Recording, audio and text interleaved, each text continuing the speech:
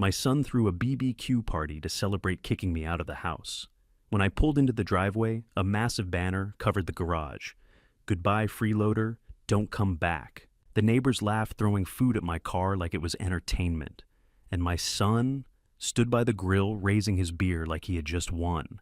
I said nothing, just took a photo, and left. 2 days later, he called me in a panic. "Welcome to today's story. Don't forget to like and subscribe, and tell me in the comments where you're watching from. I always enjoy seeing how far these stories travel." This is a fictional story, created with dramatized details to offer a meaningful and thought-provoking experience for viewers worldwide today. My name is Conrad Rhodes. I am 62 years old, and as a retired logistics manager who spent 40 years timing freight, I should have seen the collision coming. In my line of work, you learn that every disaster leaves a trail of data points long before the impact. You see the late shipping manifest, the grinding of the gears, the shifting of the weight in the trailer. But when the weight is your own family, you tend to ignore the sensors. You tell yourself, the screeching sound is just the wind. I pulled my sedan into the driveway of the house I had painstakingly maintained for 3 decades, expecting the familiar sights of a family celebration. It was September 2024, a Saturday afternoon, meant for my granddaughter Marigold's 6th birthday. I had a gift in the passenger seat and a heart full of the quiet patience that had become my primary survival skill in this household. But as the nose of my car cleared the sidewalk, the reality of the situation hit me like a physical blow to the chest. Stretched across the garage door, anchored by professional-grade grommets, was a giant vinyl banner. The red block letters were screamers designed to be read from 3 houses down. It did not say happy birthday. It said, "Goodbye, freeloader. Don't come back." The contrast was a jagged edge. Country music was blasting from outdoor speakers, something upbeat and celebratory that felt like a mockery of the oxygen leaving my lungs. The smell of overcooked burgers drifted on the humid Michigan air, and for a second, I couldn't move my hands from the steering wheel. I was staring at the supreme irony of that banner. My son, Beckett Rhodes, a 35-year-old tech entrepreneur who traded his integrity for a venture capital aesthetic, was the one who had invited the neighborhood to witness this. He stood by the grill, a spatula in one hand and a beer in the other, wearing a smirk that cost me more than he will ever know. Take a look at that banner in your mind. Imagine the grommet screaming under the tension of a lie. The sheer theatricality of it was what staggered me first. This wasn't a private argument or a heated conversation in the kitchen. This was a grand opening for my social execution. I stepped out of the car, my legs feeling like they were made of dry straw. The neighborhood elite people I had shared fence-line chats with for years were gathered on the lawn with craft beers and wine coolers. They looked at me, then at the banner, then back at me. Some whispered behind their hands. Others offered that tight, thin-lipped, pitying look that suburbanites use when they think they are witnessing a righteous intervention. Leonie Rhodes. My 33-year-old daughter-in-law adjusted her designer sunglasses and looked at me like I was a stain on her perfectly curated backyard. She was the director of this performance, I could tell, by the way she checked the crowd's reaction. She stepped forward, her heels clicking on the concrete I had power washed just last month. "We are doing this because we love you enough to stop enabling you, Conrad." She said, her voice loud enough for the neighbors to catch every syllable. "It is time to be a man, even if it is 30 years too late." Beckett laughed, a sharp, nervous sound that he tried to mask with a swig of beer. "Did you think we would just keep paying for your air forever?" "Dad!" he shouted. The crowd chuckled, a low, collective vibration that made the metallic taste of bile rise in my throat. In families like mine, visibility is morality. If they cannot see you sweat, your work doesn't exist. They saw a 62-year-old man who sat at a laptop in his room. They didn't see the silent transfers. They didn't see the foundation holding the roof over their heads. They only saw the story Leonie had spent months carefully weaving into the neighborhood gossip mill. Vaughn Redmond, Leonie's 58-year-old father, was already 3 beers deep, swinging a spatula like a scepter over a grill I had paid for. He took a long draw of his drink and pointed at me. "Look who finally came to claim his junk," he bellowed, his face flushed with the kind of courage only a free bar provides. "Go find a shelter that takes consultants who don't have clients, Conrad." Someone from the lawn threw something. It was a hot dog still steaming that bounced off the hood of my car and left a smear of mustard. The laughter peaked, then a roar of approval from people who believed they were helping a young couple rid themselves of a parasite. I stood there paralyzed by the sheer velocity of the betrayal. I looked up at the house, the one I had provided the down payment for 10 years ago, to ensure my son had a start in life. I looked at the windows I'd replaced and the roof I'd shingled. How much is a man's silence worth when his own blood starts selling tickets to his downfall? I caught a glimpse of Marigold Rhodes, my 6-year-old granddaughter, standing in her pink birthday dress at the living room window. Her face was pressed against the glass, her eyes wide and wet with a confusion that mirrored my own. She didn't understand why the party looked like a funeral. My heart, which I thought had hardened into a knot of logistics and data, cracked for her. But then my gaze shifted to the edge of the patio, and the world slowed down. Standing among the neighbors holding a bottle of Beckett's beer and laughing at a joke Vaughn had just made was a man I recognized instantly. It was my personal banker, the man who handled my private real estate holdings and knew the exact decimal point of my net worth. He was supposed to be my vault keeper, the one person who knew I was the furthest thing from a freeloader. Seeing him there drinking with the people who were currently stoning me with grocery store meat changed the temperature of my blood. I looked at Beckett then, at the banner, and finally at the banker, and realized the leak in my life was deeper than I ever imagined. Have you ever wondered how long a person can live inside a story that isn't true before the walls start to feel real? Standing there in my own driveway, watching my personal banker laugh with the people trying to bury my reputation, I realized that the leak in my life was deeper than I ever imagined. The man who saw the millions in my accounts every morning was clinking glasses with the son who was currently stoning me with red block letters and hot dog grease. It was a staggering revelation, a systemic failure of my own design. I had spent 40 years managing logistics, ensuring that every pallet and every freight container reached its destination with surgical precision. I knew how to secure a perimeter. I knew how to hide a surplus. But as I stood paralyzed under that banner, I understood that I had built a vault so secure that I'd accidentally locked myself on the outside. The version of reality my son Beckett and his wife Leonie had sold to the neighborhood was a masterpiece of suburban theater. It was simple, clean, and humiliating in that specific way people love, because it allows them to feel superior while holding a wine cooler. In their script, I was the broken man, a widower, who had let grief turn his brain to mush, a financial anchor, dragging down a young, ambitious couple. They used tough love as a shield for their public cruelty, making every neighbor on this lawn feel like a participant in a righteous intervention. I want you to look at your own family right now. Ask yourself, who is the beam and who is the rot? Because for 30 months I had been the beam, and I had been very, very quiet about it. To the people at church cookouts and the neighbors who saw my car in the driveway at noon, my career as a remote logistics consultant was a hobby, a little computer task that kept me busy while Beckett did the real work. They saw him in his tailored shirts talking about Series A, funding and venture capital, and they saw me in my old flannels carrying out the trash. Contempt rolls downhill in a house built on lies, and I was at the bottom of the mountain. What they didn't see, and what the banker drinking Beckett's beer knew but chose to ignore, was the anatomy of the false narrative. They didn't see that the venture capital Beckett was so proud of was actually my manager's pension being drained $5,000 at a time to keep his servers running. They didn't see the silent transfers that covered the property taxes or the insurance on the very car Leonie used to drive her influencer lifestyle. The truth was messier, quieter, and far more expensive than anyone on this lawn could fathom. My primary weapon during those 30 months wasn't anger, it was a spreadsheet. It was a detailed clinical ledger of every dollar I had funneled into the black hole of my son's ambition. While the family saw a freeloader, that file saw a silent investor keeping a sinking ship afloat. Every time I saved his payroll, Beckett told the neighbors I'd asked for an extra grocery allowance. Every time I paid a vendor to keep them from suing his startup, Leonie posted a Facebook status about the burdens of caring for an aging parent. Families don't keep score, Beckett used to say whenever he was short on cash. But accountants do. And as a logistics man, I had become his unintentional accountant. The total after 3 years sat at a grotesque $156,000.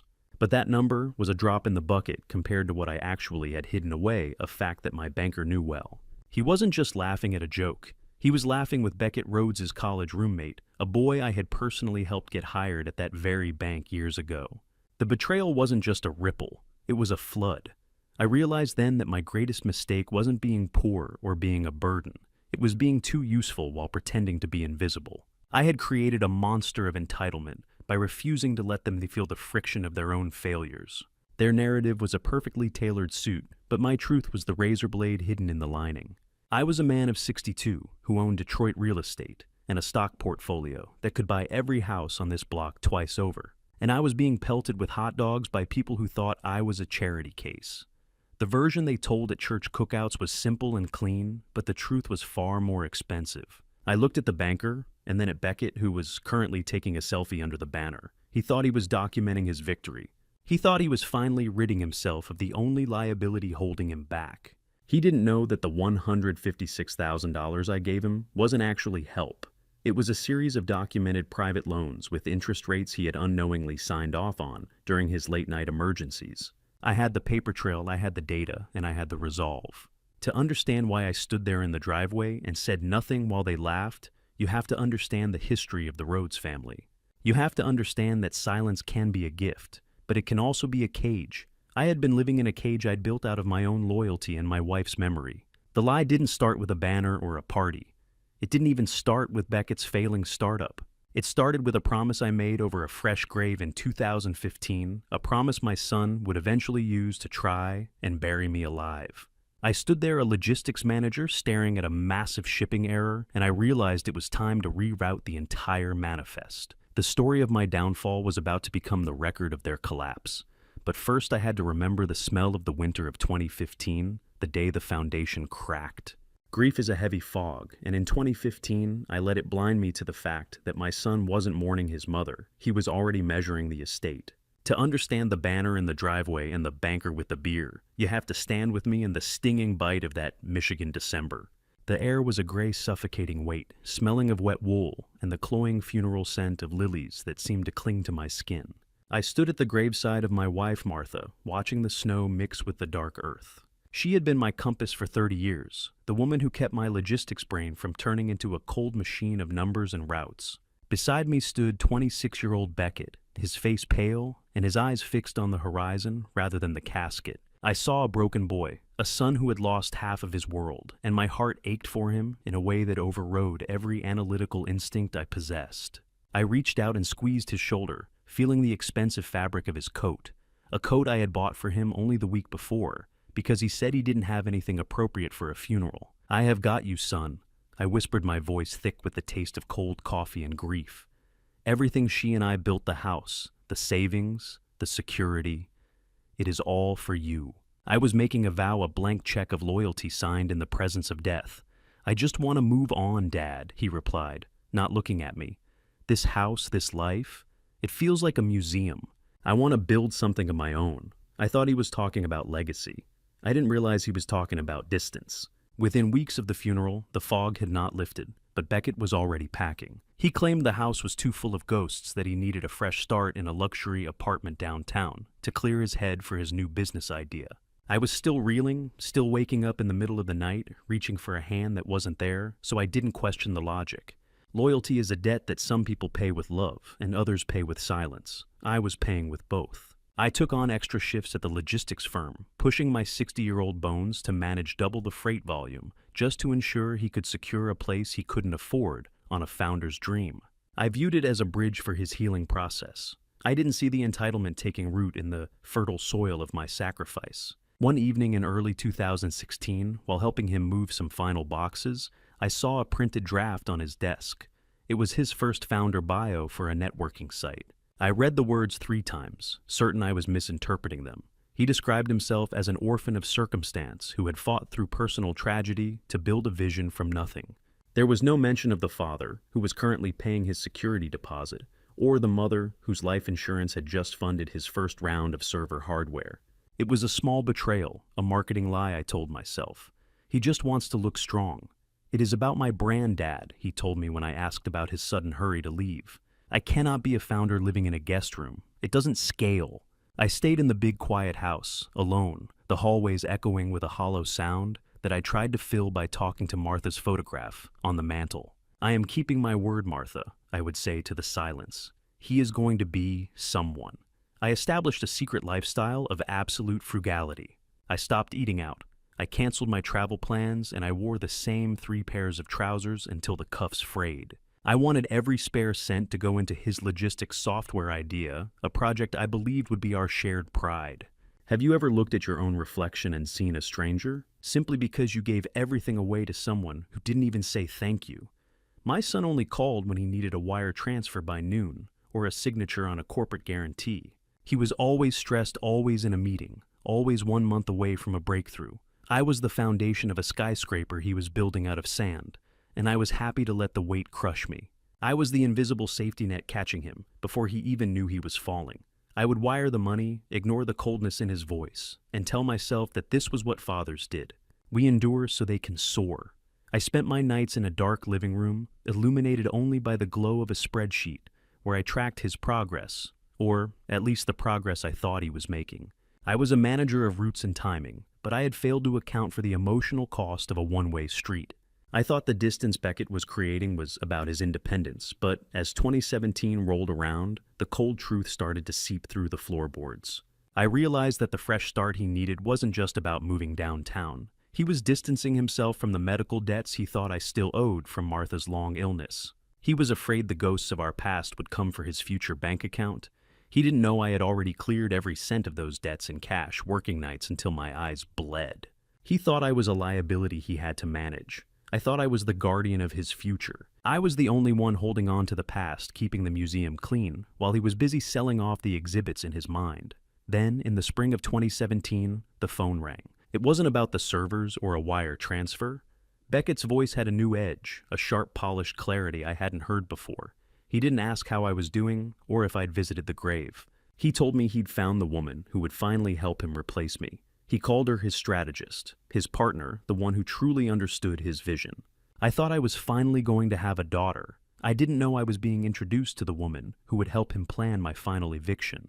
Leonie Rhodes didn't walk into my home so much as she appraised it, her eyes moving over the crown molding and the antique sideboard with the cold calculation of an estate liquidator. I thought I was the only one holding on to the past until Beckett called me in 2017 to tell me he had found the woman who would finally help him replace me, and when she stepped across the threshold, I felt a draft that had nothing to do with the Michigan winter. Beckett looked at her with a desperate, hungry kind of pride, as if she were the final piece of software needed to launch his life into the stratosphere. Leonie Rhodes. My 33-year-old daughter-in-law adjusted her designer sunglasses and looked at me like I was a stain on her perfectly curated backyard. She didn't offer a hug or even a warm handshake. Instead, she traced a sharp, perfectly manicured fingernail along the wood of the entry table and smiled a thin, bloodless smile. "Conrad, honey, this space has such great legacy bones," she said, her voice dripping with a cloying floral perfume that seemed to colonize the air of the hallway. But the energy is stagnant. It's very museum adjacent. I stood there, a man who had spent 40 years managing the flow of global commerce, feeling like a clumsy trespasser in my own living room. Beckett didn't defend the home where he'd grown up. He just nodded, eager to please. "Dad, Leonie thinks we need to optimize the domestic workflow if we are going to scale the business," he added, using a marketing jargon that felt like a foreign language in a house that used to smell like Martha's pot roast and wood smoke. It was the first time I heard the word optimize, but it wouldn't be the last. I noticed her planner sitting open on the table later that evening while I was making tea. I shouldn't have looked, but the logistical part of my brain is hardwired to scan for data. There, in neat aggressive script, were the square footage totals of every room and the current market value of my property calculated to the penny. She had audited my life before she even accepted Beckett's proposal. Have you ever noticed how the most dangerous people always use the word optimize right before they start taking things away from you? The displacement happened in increments. By the spring of 2017, the wedding was in full swing, and I was footing the bill for a lavish rehearsal dinner at a high-end bistro in Ann Arbor. I had expected a moment of genuine family bonding, perhaps a toast to Martha, or a quiet acknowledgement of the foundation I had provided. Instead, I found myself seated at a secondary table near the kitchen door, far from the center of gravity. Taking center stage was Vaughn Redmond Leonie's 58-year-old father, who was already 3 beers deep and swinging a spatula like a scepter over a grill I had paid for. Vaughn was a man of loud stories and expensive wine that he didn't buy a professional charlatan who looked at me with a mixture of pity and predatory interest. "Families don't keep score, Conrad," he barked across the table after ordering another bottle of vintage Cabernet on my tab. "Just pass the check and enjoy the show." I looked at Beckett, hoping for a shred of the boy I had raised, but he was leaning in toward Vaughn, hanging on every word about the hustle of the modern age. Vaughn is a closer dad, Beckett told me when I tried to mention the mounting costs. He understands the speed of the market. He's helping us reposition the brand. I realized then that the role of the invisible father had been officially cemented. I was the bank, and the bank wasn't invited to the board meeting. Contempt is a slow-acting poison. You don't feel the sting until you try to stand up and realize your legs are already gone. I watched my son being molded into a stranger, his values being replaced by a shallow obsession with optics and speed, while I sat in the shadows of the restaurant I was paying to keep open. Shortly after the wedding, the infringement became physical. Leonie arrived at the house with a smile that didn't reach her eyes, claiming her father was between ventures and needed to stay in my guest room for just 2 weeks. Family helps family, right? She asked, her voice light, but her eyes hard. I couldn't say no without looking like the monster she was already painting me to be in her social media updates. Vaughn didn't arrive with a suitcase. He arrived with an invasion force. He moved in his boxes, his loud television, and his invasive booming energy that consumed the silence I had cultivated since Martha died.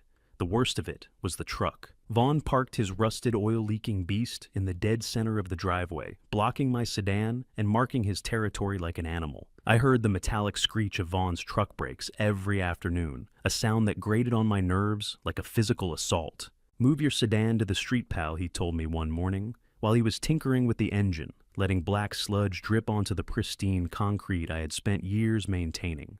"The truck needs the level ground for the engine work. It's about maintenance, Conrad. You wouldn't understand." I looked at him then, at the oil soaking into the stone, and I felt a simmering anger that I had to keep under a tight lid. Vaughn Redmond didn't just enter my house. He was an invasive species choking out the native air until only he could breathe. He was a visual manifestation of the rot starting to settle into my life, a physical parasite that Leonie had invited in to drain what was left of my peace. She was using my home as a safe haven, I realized later, not for her father's comfort, but to hide his remaining assets from a massive civil judgment he was fleeing. Every day I spent in that house, I was becoming an unwitting accomplice to their greed. I looked at the black oil stain Vaughn's truck left on my pristine concrete and realized I wasn't the owner of this house anymore. I was just the bank that hadn't realized the vault was already empty. The sound of a baby crying, the only beautiful thing to happen in a year, defined by gathering shadows, filled the clinical sterile corridor of the maternity ward. The first time I held Marigold, I believed her tiny weight would be enough to anchor my son back to reality. I didn't realize she was the bait they'd used to bleed me dry. In that quiet hospital room in September 2018, the air smelled of antiseptic and the faint sweet scent of new life. I looked down at my 6-year-old granddaughter, Marigold Rhodes, who stood in her pink birthday dress in my memory. Though in that moment, she was merely a 7-pound bundle wrapped in a tight swaddle. She was the only person in the Rhodes lineage whose eyes didn't hold a price tag. I saw a spark of the old Beckett in my son's eyes as he watched me rock her. For a brief moment, the oily residue of Vaughn's presence in my driveway and Leonie's calculated remarks about my legacy bones seemed to evaporate. "She has your mother's chin, Beckett," I said softly, my voice catching on the dry air of the hospital. He nodded, his face softening with a rare sincerity. "She's going to have everything we didn't, Dad. I'm building a legacy for her." I made a silent vow right then to ensure this child never wanted for anything. A paternal instinct so raw and ancient that it blinded me to the fact that my vulnerability was being measured and logged by the woman resting in the bed behind us. 3 months later, the atmosphere at home had shifted from the euphoria of birth to the grinding gears of a trap being set. Marigold was home, and I had become the primary caregiver by default. I spent my nights in the nursery listening to the soft, rhythmic sound of a baby's breathing, while Beckett and Leonie attended what they called networking events. I didn't mind the labor. I loved that little girl with a ferocity that surprised even me. But I started noticing that every time Beckett came home, he brought a new layer of manufactured stress. Hope is a dangerous drug in the hands of a logistics man. It makes you overlook the friction in the system until the whole machine seizes. I watched him pace the hallway, his face illuminated by the blue light of his phone, complaining about the stifling costs of fatherhood. "It's hard to focus on the code when I'm worried about her college fund already," he'd mutter just loud enough for me to hear. Leonie would chime in from the master bedroom, her voice like silk over a razor. "You're so good with her, Conrad. It's a shame the business takes Beckett away so much." It was a coordinated dance, a subtle manipulation designed to make me feel responsible for the financial pressure my son claimed to be under. I saw Vaughn in the kitchen drinking my coffee and nodding along his presence, a constant reminder that my house was no longer my own. One evening in January 2019, the shadows finally moved. I was in the kitchen cleaning a bottle when Beckett cornered me. He had his laptop open, and the screen was a sea of red spreadsheets. He looked older, more haggard, his glasses reflecting the blue light of the screen as he explained a dire emergency. A major investor had pulled out at the last second, he claimed, and he needed exactly $5,000 to cover a temporary cash flow gap or the startup would fold. He framed it as protecting Marigold's future, a tactical strike at the vow he knew I'd made in that hospital room. Have you ever noticed how the people who scream the loudest about legacy are usually the ones most willing to set the current house on fire for a quick buck? I looked at him, searching for the boy who used to play with wooden trains, but all I saw was a man who had learned how to weaponize guilt. It's just to bridge the gap. Daddy insisted, his voice cracking with a practiced desperation. 1 month. I'll pay it back with interest. I'm doing this for the baby Beckett, I told him, my voice calm, but my mind already scanning the data points. Not for your tech disruptor ego. I pulled out my checkbook and wrote the amount from my pension account, purposely hiding my larger millions to see if this was truly a one-time emergency. I needed to know if he was drowning or just greedy. The crisp sound of a check being torn from a ledger felt louder than a gunshot in the quiet kitchen. I discovered later, through a stray piece of mail Beckett had carelessly left on the counter, that the major investor never actually existed. The $5,000 I just handed over wasn't for server space or payroll. It was used to pay for Vaughn's back taxes to keep him from being audited by the state. My son had lied to my face, using his daughter as a shield to protect a parasite. As I handed over the check, Beckett's hand trembled slightly, a detail I initially misread as relief. But then I looked past him into the hallway. Leonie was standing there thinking she was out of sight, and I saw her trying to hide a large white shopping bag behind the umbrella stand. It was a new expensive designer handbag, a piece of calfskin luxury that I knew from my market research cost exactly $4,800. The check didn't feel like paper. It felt like a leash, and I was the one putting it around my own neck. I had just funded their vanity while believing I was securing a child's future. I watched Beckett's hand tremble as he took the first $5,000, and I realized with a cold shiver that he wasn't relieved, he was hungry. And $5,000 was just the appetizer. The logistics of the Rhodes household had changed forever. I was no longer a father or a grandfather in their eyes. I was a revenue stream that had finally been tapped, and they had no intention of letting the flow stop until the well was dry. A landslide doesn't start with a mountain falling. It starts with a single pebble that refuses to stay put. For me, that pebble was a $5,000 check that somehow grew into a $156,000 anchor. The first check was a pebble, but the landslide that followed nearly buried me. Over the next 30 months, the requests for money shifted from frantic emergencies to what Beckett and Leonie treated as regular maintenance. It became a background noise in the house, as rhythmic as the ticking of the clock in my empty office. I watched the montage of our lives play out through the digital glow of my spreadsheet, documenting a slow bleed they never expected me to track. 1 month, it was Beckett's business server costs. The next, it was quarterly property taxes Leonie claimed she had forgotten to account for in her busy schedule of curated social media posts. It is an investment in your legacy, Dad, Beckett would say with that practiced tech founder confidence. Don't be so old school about liquid assets. We just need this one last push to clear the Series A funding. I would nod, wire the funds, and record the transaction. I maintained my secret ledger with the grim resignation of a man watching a cargo ship take on water, while the crew was busy polishing the handrails. Beckett's startup remained a perpetually pre-revenue phantom, a black hole that consumed my manager's pension, while he talked about disrupting the market. Entitlement is the only debt that grows the more you pay it off. I saw the rot spreading in the way they stopped asking and started expecting. I discovered a document in the mudroom that confirmed my worst suspicions. Vaughn Redmond had been using my home address to apply for local government benefits. In a stroke of supreme gall, he had listed me as a dependent to increase his monthly checks. I was the one paying the mortgage, yet in the eyes of the state, I was the one being cared for. By the summer of 2023, the dynamic had shifted into something grotesque. Vaughn had officially turned my home into his personal headquarters. He spent his days drinking beer on the porch, holding court with the neighbors, like he owned the deed. Vaughn spent his afternoons spinning a narrative for anyone who would listen, painting a picture of a brilliant son burdened by a failing senile father. Poor Beckett, he would tell the neighbors, while sipping a beer I had paid for. He works 80 hours a week just to keep the lights on for the old man. Conrad doesn't understand the modern hustle. He's lucky he has family to carry him through these final years. I would hear his booming, condescending laughter through the window, while I sat at my desk, my anger smoldering beneath a layer of analytical detachment. Have you ever been the person who pays for the stage only to realize the play being performed is a tragedy about your own incompetence? I was funding a social life where I was the punchline, and I was doing it with a level of precision that would have made my old logistics firm proud. The neighbors began to look at me with that specific brand of suburban pity, the kind that feels like being patted on the head by someone who thinks you've forgotten how to tie your own shoes. I let them think it. In logistics, the most valuable asset you can have is being underestimated. If they didn't think I was a threat, they wouldn't guard the gates. And the gates were swinging wider every single day as Beckett's greed outpaced his ability to lie. August 2024 arrived with a heat that felt as heavy as the atmosphere in that house.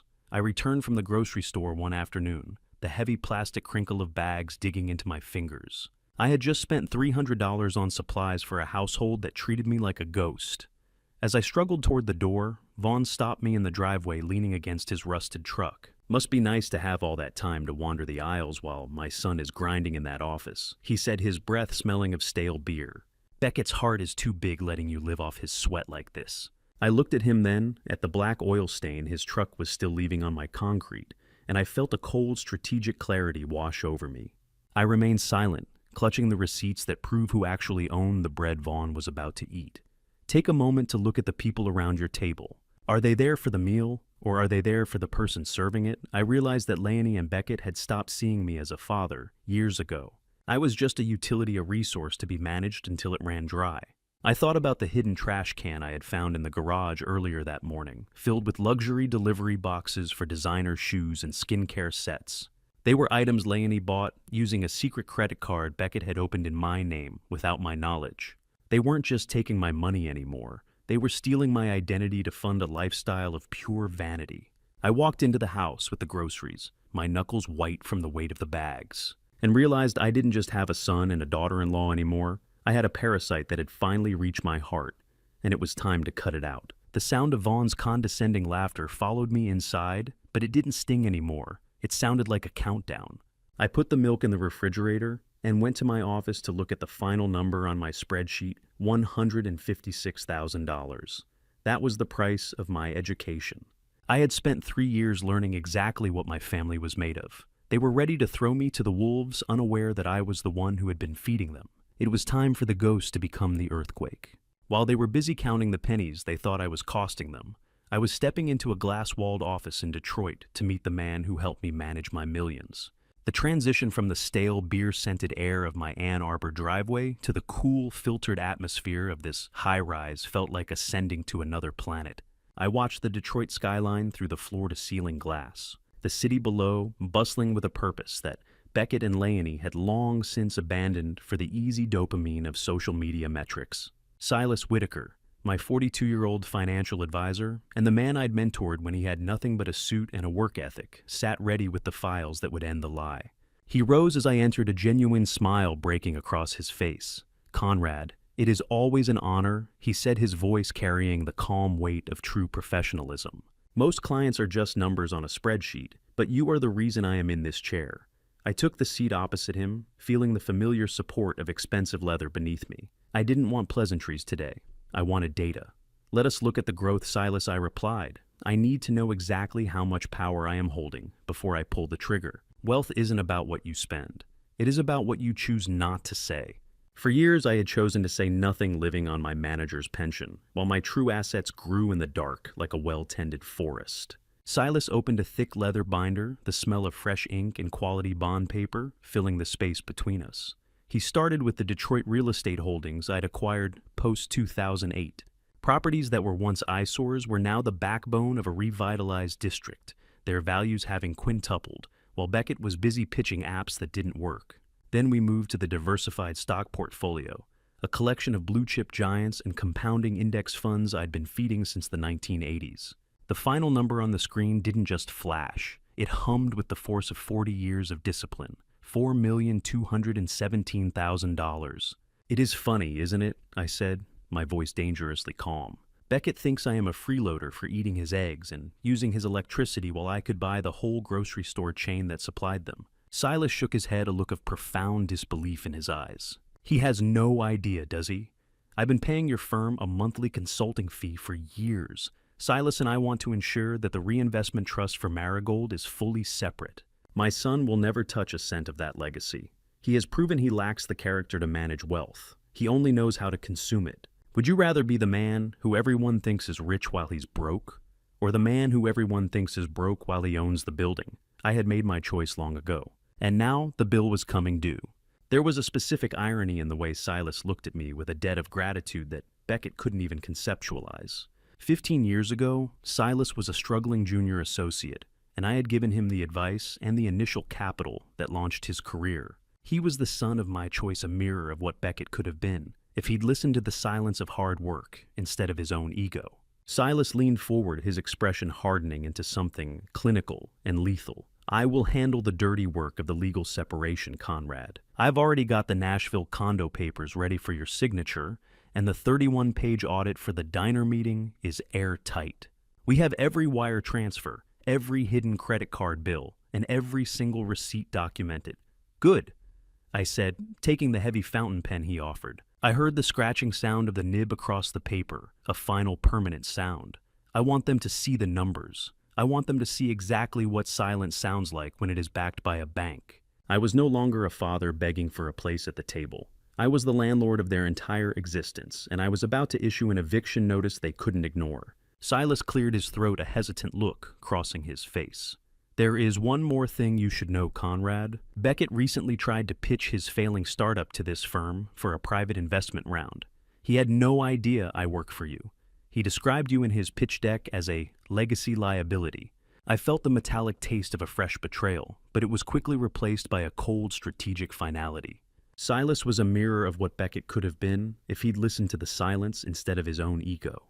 My son had walked into this very building, perhaps even sat in the lobby I just walked through, and tried to sell my soul to my own friend for a chance at a check.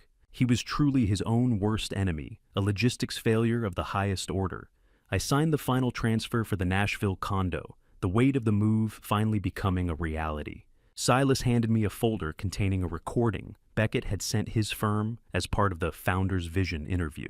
I pressed play on the small digital device Silas placed on the mahogany desk. My son's voice filled the room, sounding polished, arrogant, and utterly hollow. "My father is the only liability holding me back," Beckett said in the recording. "He is a relic of an old way of thinking, a drain on the company's emotional resources." When I heard those words, I didn't feel the sting of a wounded parent. I felt the focus of a manager who had just identified the primary bottleneck in a failing system. I looked at Silas and nodded. "Ensure the shutoffs are timed for Monday morning after the party. I want the servers, the lights, and the water to go dark the moment I cross the Tennessee state line." It was time for the legacy liability to stop supporting the weight. As I signed the final transfer for the Nashville condo, Silas handed me a folder containing a recording Beckett had sent his firm, and when I pressed play, I heard my son describe me as the only liability holding him back. There is a specific kind of silence that follows the death of a delusion, a cold clarity that only comes when you hear your own flesh and blood price out your soul. I drove home from Silas's office with that digital recording, burning a hole in my pocket, listening to my son sell my soul to strangers for a chance at a check. The highway stretched out before me, a gray ribbon of reality cutting through the fog of my own paternal hope. I had been the foundation for 30 months, a silent support beam, in a house that was currently being eaten by termites. I pulled into the driveway quietly, the sound of the engine dying a soft death in the humid July evening. I entered through the back door, the heavy bags of expensive groceries I had just bought, digging into my palms $100 worth of artisan bred fresh produce, and the high-end coffee Leonie insisted on. I stopped in the mudroom, the cool air of the house hitting my face, but the temperature inside felt far lower than the thermostat indicated. I heard voices coming from the kitchen. It was a huddled rhythmic whispering, Beckett, Leonie, and Vaughn. They weren't arguing for once, They were planning with a terrifying unified efficiency. We can't just wait for him to take the hint. Beckett, I heard Leonie say, her voice carrying that sharp corporate edge she used for her branding meetings. The optics of having a dependent living in the guest room are killing our Series A. He is a liability we can't afford to carry anymore. I stood frozen, the grocery bags crinkling slightly as I held my breath. Have you ever stood in your own home and felt like a burglar simply because you realized the people inside were stealing your life? I felt like a ghost haunting my own hallways. A man who had paid for the floor he was currently standing on, only to realize the wood was rotting beneath his feet. Beckett's response was a low, pathetic mumble, but I heard it clearly through the cracked door. He's right. Marigold's party is the perfect cover. Public pressure is the only thing the old man respects. He won't cause a scene if everyone is watching. I leaned against the mudroom wall, my mind racing through the logistics of the betrayal. I realized that the Series A Beckett was so worried about wasn't a venture capital infusion at all. It was actually a high-interest loan from a predatory lender that Vaughn had introduced him to. A debt that Beckett had secured by using my house as collateral through a forged signature I had seen in a digital file only hours before. Evil doesn't always roar. Sometimes it just whispers over a cup of coffee you paid for. From the shadows of the doorway, I watched them through the gap. They were hunched over the kitchen island, looking at a notepad where Vaughn was sketching out red block letters. It was the birth of the banner plan. Leonie was explaining how to frame me as a senile burden to the neighbors, a tragic figure of mental decline that they were heroically managing. It's not cruel, it's a wake-up call. She whispered, her eyes bright with the excitement of a new campaign. Once the neighbors see the banner, he won't dare cause a scene. He's too proud to admit he's been living on our charity. I looked at my son, waiting for a shred of the boy I had raised, but his hesitation was brief and hollow, easily crushed by Vaughn's insistence that I was bleeding them dry. The very lie I had been funding with my secret millions was now the justification for my public execution. Before I let you hear what I heard next in that kitchen, if you are still watching this, unfold with me. Finish this sentence in the comments. I knew it was over when, because this next part is a point of no return. Please note what follows contains recreated details for narrative purposes, as the core message is what matters most. If this crosses your comfort line, you are free to stop here. I backed away from the door with the slow, deliberate care of a man defusing a bomb. I left the bags of groceries on the mudroom bench, a silent testament to my presence that I knew they wouldn't notice until the morning. I didn't want a confrontation, not yet. A logistics manager knows that the most effective strike is the one the enemy never sees coming. I walked back out to my car, the recording from Silas still heavy and cold in my pocket.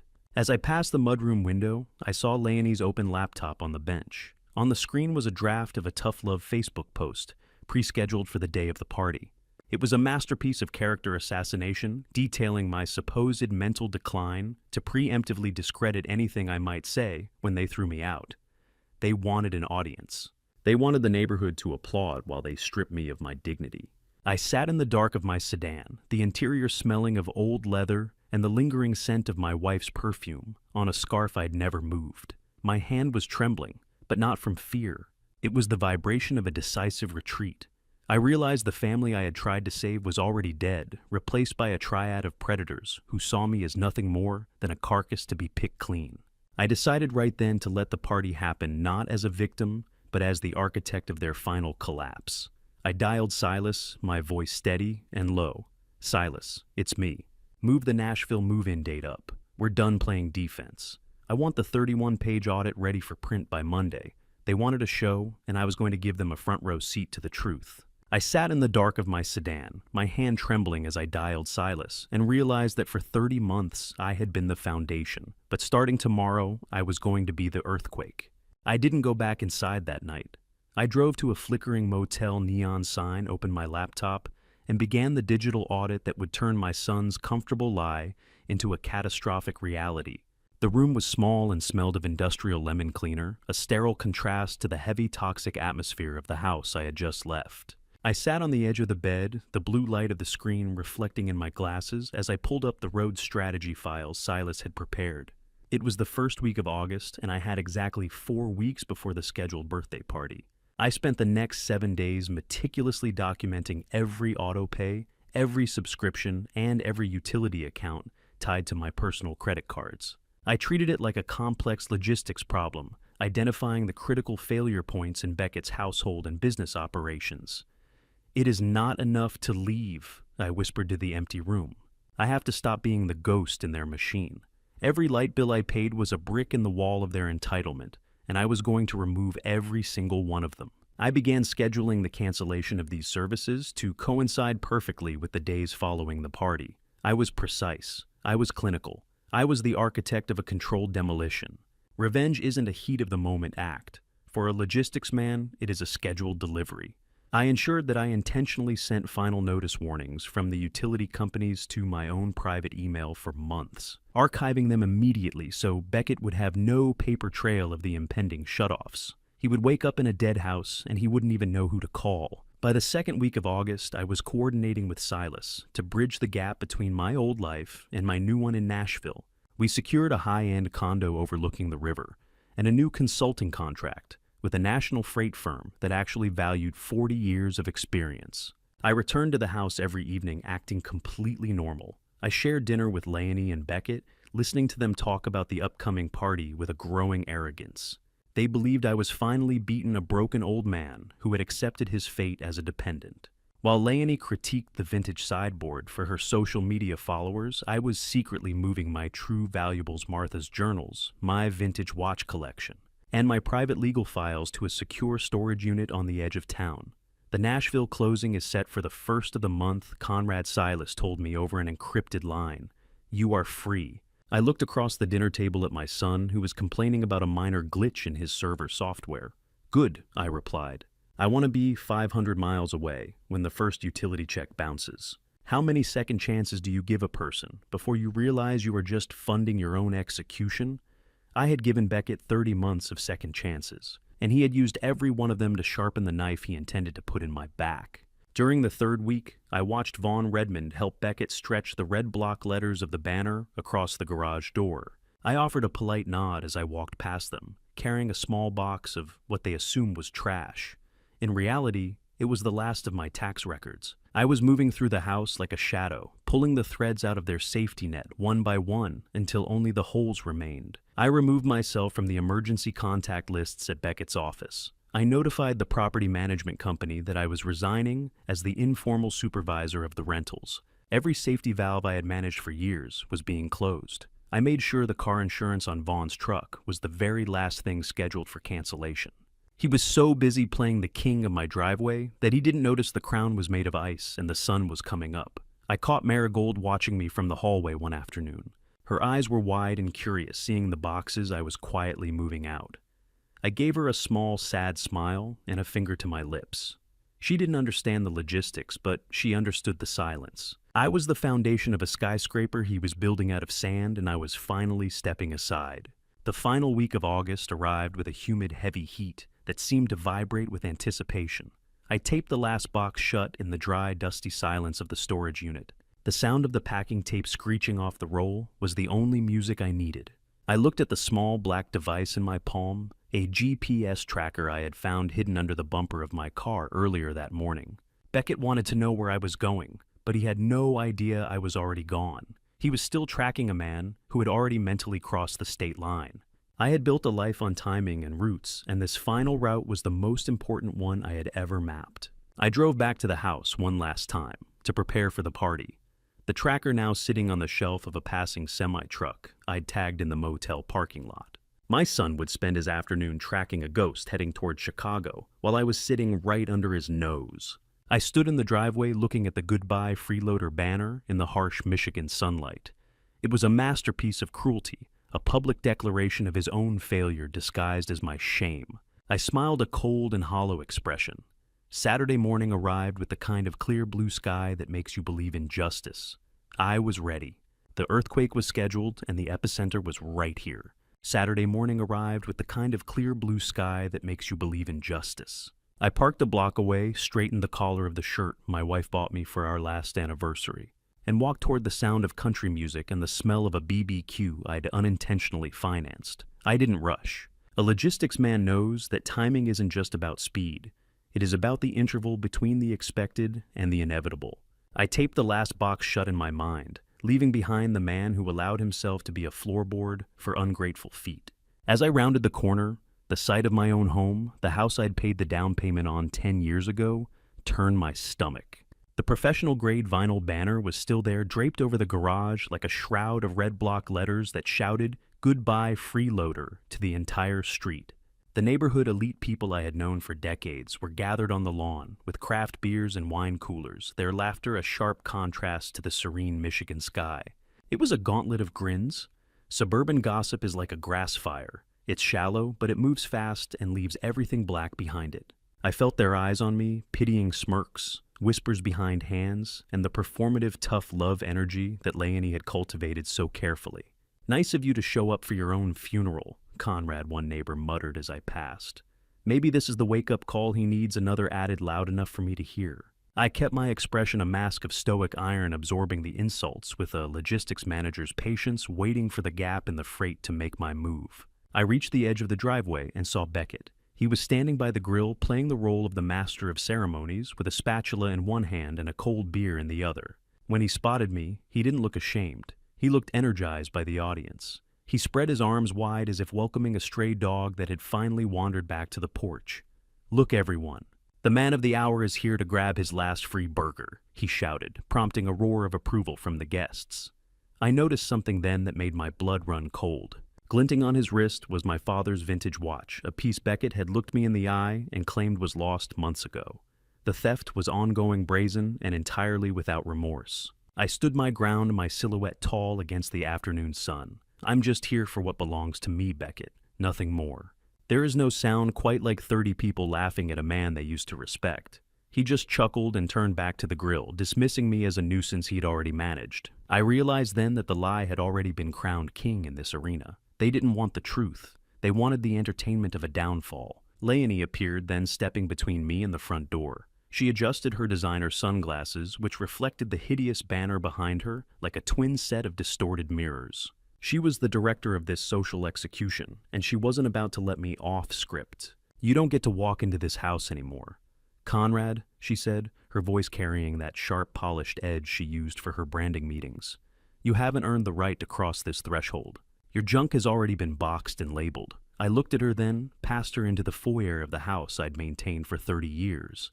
I wasn't there for the boxes of old flannels or the dusty books. I was there for the one thing I knew she was planning to steal. "I'm here for my late wife's wedding ring, Leonie. I know you found it in the safe." When she stiffened, claiming the ring was family property and trying to bar my path with her small manicured frame, I didn't argue.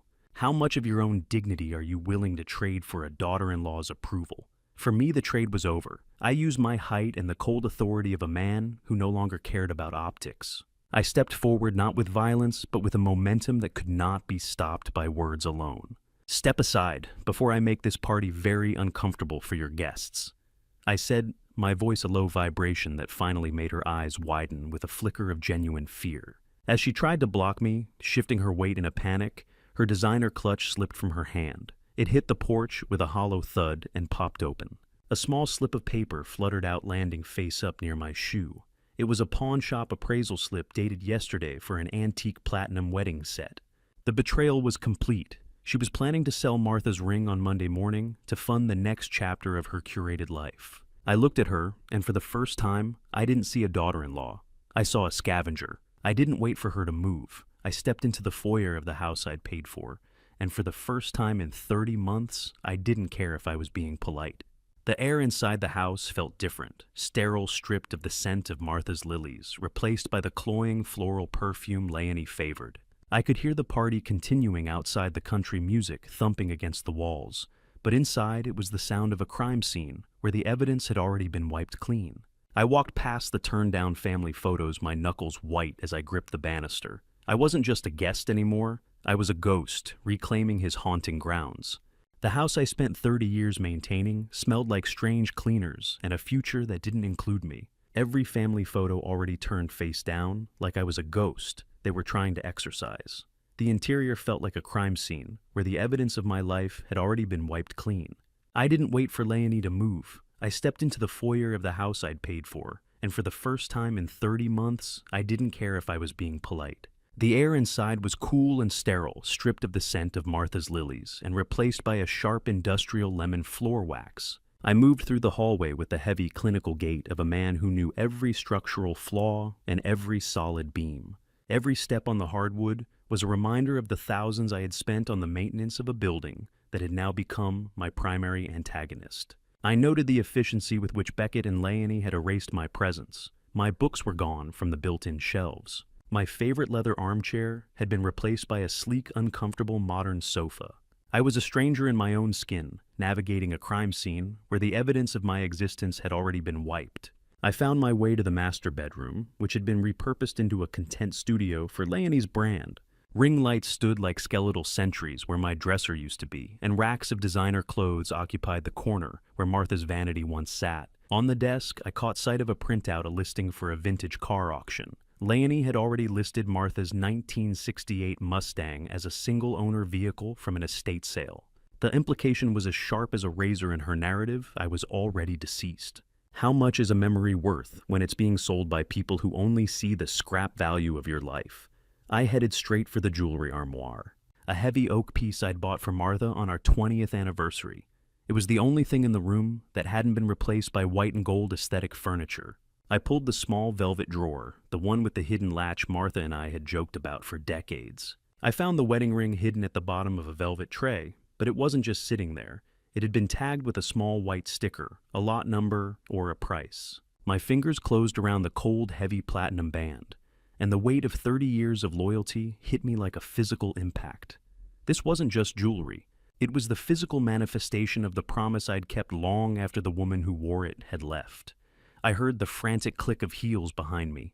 "Put that back." Leonie shrieked, her voice bouncing off the acoustic foam panels she'd installed on the walls. "That is an asset of this household, Conrad. You're trespassing." I turned slowly, holding the ring up between my thumb and forefinger. I didn't raise my voice. I didn't have to. My silence was more terrifying than her noise, a cold pressure that seemed to suck the oxygen out of the room. "This was Martha's," I said, my voice a low vibration. "You don't even know her middle name, Leonie. You don't get to sell her soul to pay for your vanity. Greed has a sound. It's the high-pitched vibration of a person who thinks they've already won and suddenly realizes the ground is shifting." She didn't look ashamed. She looked inconvenienced, her face twisting into a mask of shallow indignation as she reached for her phone. I walked past her, my shoulder brushing hers, with the force of a man who no longer acknowledged her existence as an obstacle. I exited the bedroom and began my descent, the sound of my own footsteps echoing in the hollow shell of my former home. I reached the landing and stopped. 6-year-old Marigold was standing in the hallway, clutching a worn stuffed rabbit and looking up at me with eyes that were wide and wet. She was trembling, the quiet, muffled sound of her sobbing, cutting through the country music that was still blasting from the backyard. The child's confusion about the party that looked like a war zone broke through my clinical exterior, the only crack in my armor. "Grandpa, why is everyone mean to you?" she asked, her voice small and fragile. I knelt to her level, ignoring the shouting Leonie behind me and the mockery waiting outside. I took her small hands in mine, the only honest moment in a house built on lies. "Because sometimes people are afraid of the truth, sweetheart," I whispered. I gave her a small, sad smile, the kind that doesn't reach the eyes because the eyes are already looking at the exit. "I'll see you soon, I promise." I was leaving behind a house, but I was carrying the only piece of the foundation that mattered in my pocket. Leonie reached the bottom of the stairs, then physically pulling the child away from me with a jagged, performative movement. "Stay away from her." She screamed, her voice intended for the neighbors watching through the open front door. "You're a dangerous old man. You're scaring your own granddaughter." I stood up, the platinum ring tucked safely into the small pocket of my trousers. I realized then that she wasn't just defending her assets. She had already changed the security codes on the alarm panel, the blue light blinking with a code I no longer knew. I caught sight of a work order on the mudroom bench as I walked toward the door. A moving truck was scheduled to arrive in precisely 2 hours to take my life to the dump. They weren't just evicting me, they were erasing the record. I walked out onto the porch, the heavy Michigan humidity settling on the back of my neck like a wet cloth.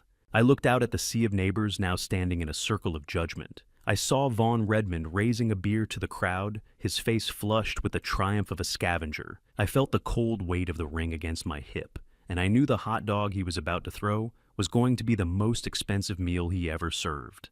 I didn't look back at the banner. I walked toward the sidewalk, a logistics manager who had just cleared the final shipment and realized the warehouse was on fire. I descended the porch steps not as a grandfather leaving a party, but as a silent explosion walking through a crowd of people who didn't yet realize they were standing in the blast zone. The walk back to my car felt longer than the 30 months I'd spent as their ghost, every step heavy with the finality of the bridge I was burning behind me. I didn't look at the "Goodbye Freeloader" banner again. I didn't need to. Its red block letters were already etched into my retinas, a permanent receipt of the price I had paid for my own silence.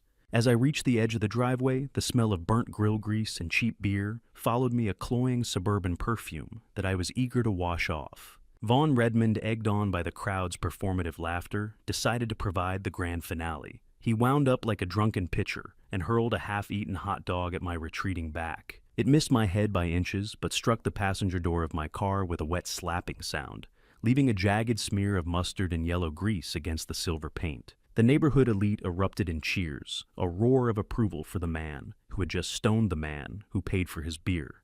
"Don't come back until you've got a paycheck to show for it, Dad." Beckett shouted, his voice cracking with a high-pitched, desperate arrogance. I didn't flinch. Cruelty is a performative art, and my family had been rehearsing this show for 30 months. I simply unlocked the door and stood there for a moment, letting the humid Michigan air settle around me one last time.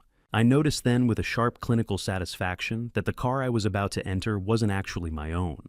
I had secretly sold my primary vehicle 2 days prior, arranged the title transfer in a quiet Detroit office, and used the proceeds to fund the first 6 months of the Elder Protection Fund I was establishing with Silas. The car I was driving now was a generic sedan that would be returned to a Nashville lot in less than 24 hours. They were throwing garbage at a phantom. I pulled out my phone, not to call for help, but to capture the evidence. I took a single panoramic photo of the scene, the hideous banner, the grinning, flushed faces of my son and daughter-in-law, and Vaughn raising his bottle in mock victory. The photo wasn't a memory. It was a receipt for the total cost of my loyalty. Beckett's laughter faltered for a heartbeat when he saw me looking through the lens. "What? Taking a souvenir for your scrapbook of failures," he sneered. "No!" I replied, my voice a low-level vibration that seemed to carry further than his shouts. "For later." I made eye contact with him one last time, my expression so devoid of emotion, so utterly drained of the paternal warmth he had exploited, that he actually took a step back toward the grill. He saw the logistics manager in that moment, the man who timed freight and managed risk, and for a second, he looked like he might ask a question he wasn't ready to hear the answer to. I didn't give him the chance. I sat in the driver's seat, pulled the door shut, and engaged the locks. I drove away in absolute silence, the sound of Marigold's distant, confused crying finally fading behind the increasing roar of the highway tires on asphalt. I didn't look in the rearview mirror. I knew exactly what was back there, a house built on my sweat and a family built on my silence. I drove for 10 miles before the internal pressure became too much. I pulled over at a nondescript rest stop, the fluorescent lights buzzing overhead as I sat in the darkened cabin. I reached into my pocket and pulled out Martha's ring. The platinum was cold against my palm, a heavy, honest weight in a world that had become entirely weightless. "I'm sorry, Martha," I whispered to the empty car. I tried to save him. Now I'm just saving what's left of us. How far do you have to drive before the sound of your own heart beating becomes louder than the lies you were told?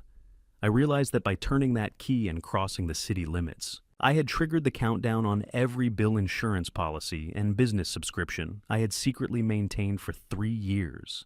I was no longer the foundation. I was the vacuum left behind. I pulled up my contacts and dialed Silas. "Silas, I'm on the road," I said, my voice steady as I merged back onto I-75 South. "Don't answer the phone when they start calling on Monday. Let the silence do the work." I began the 9-hour drive toward Nashville, the sharp blue glare of the phone screen, the only light in the cabin. My smart home app pinged with a final notification from the Ann Arbor house. I tapped the alert and watched the low-resolution feed from the mudroom camera I hadn't yet deactivated. Vaughn Redmond had already entered my old room. He was laughing as he grabbed the books from my nightstand, the histories and logistics manuals I'd kept since the 80s, and began throwing them out the window into the wet grass of the yard. He was clearing out the trash before I was even out of the county.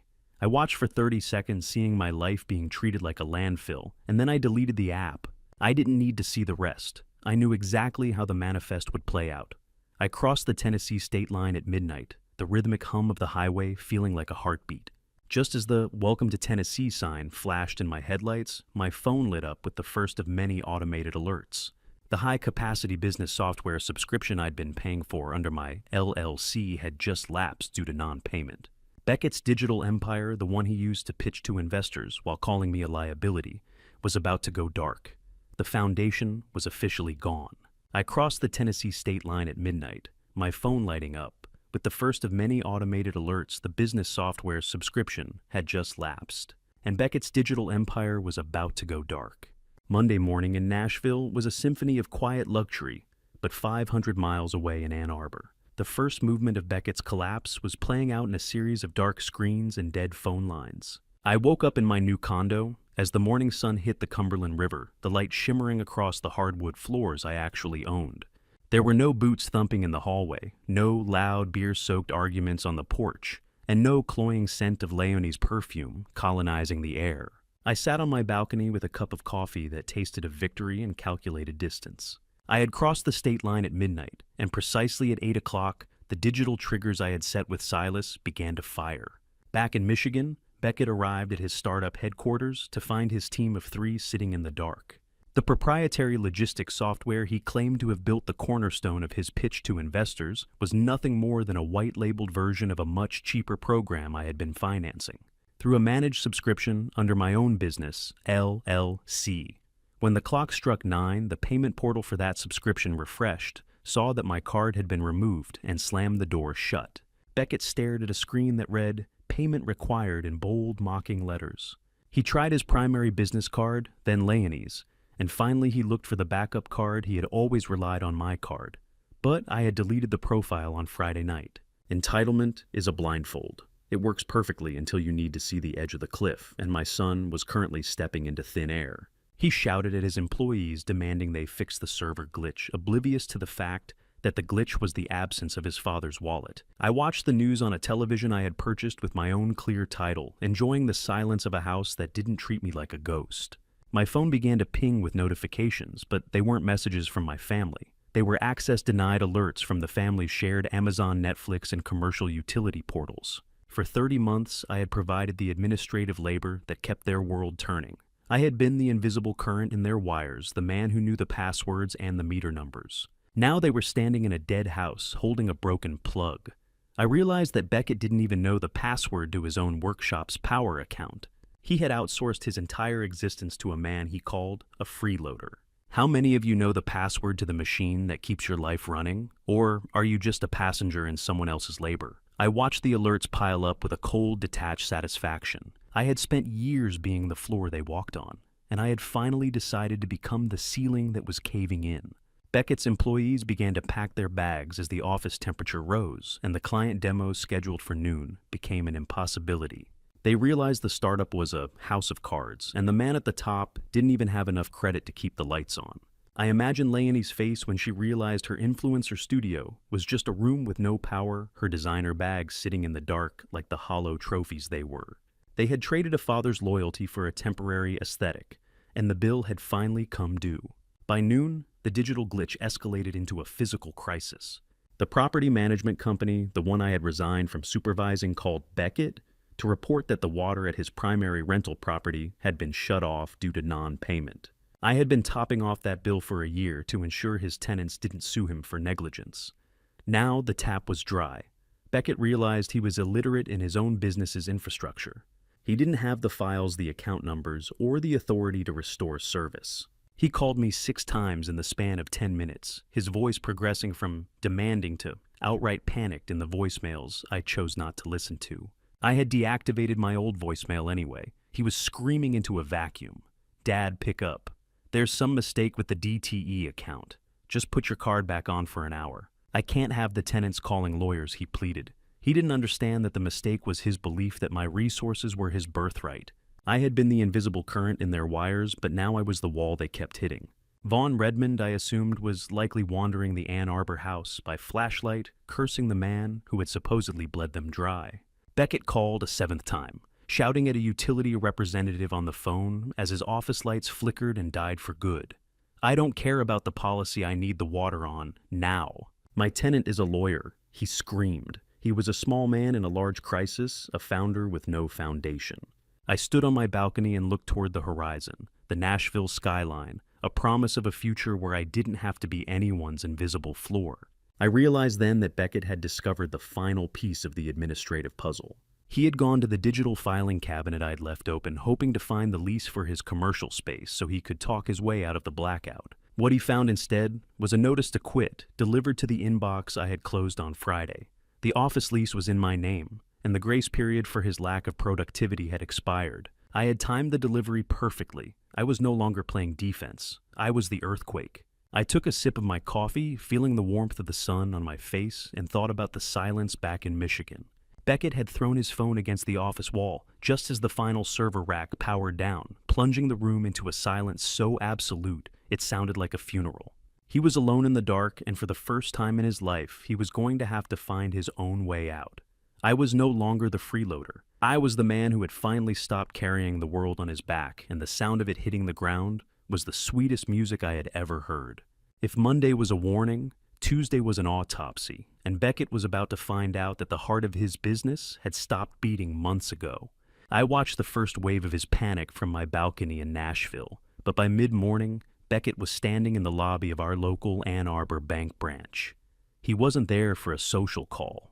He was there because his dashboard was screaming in red, and his cards had been spit out by every terminal in the city.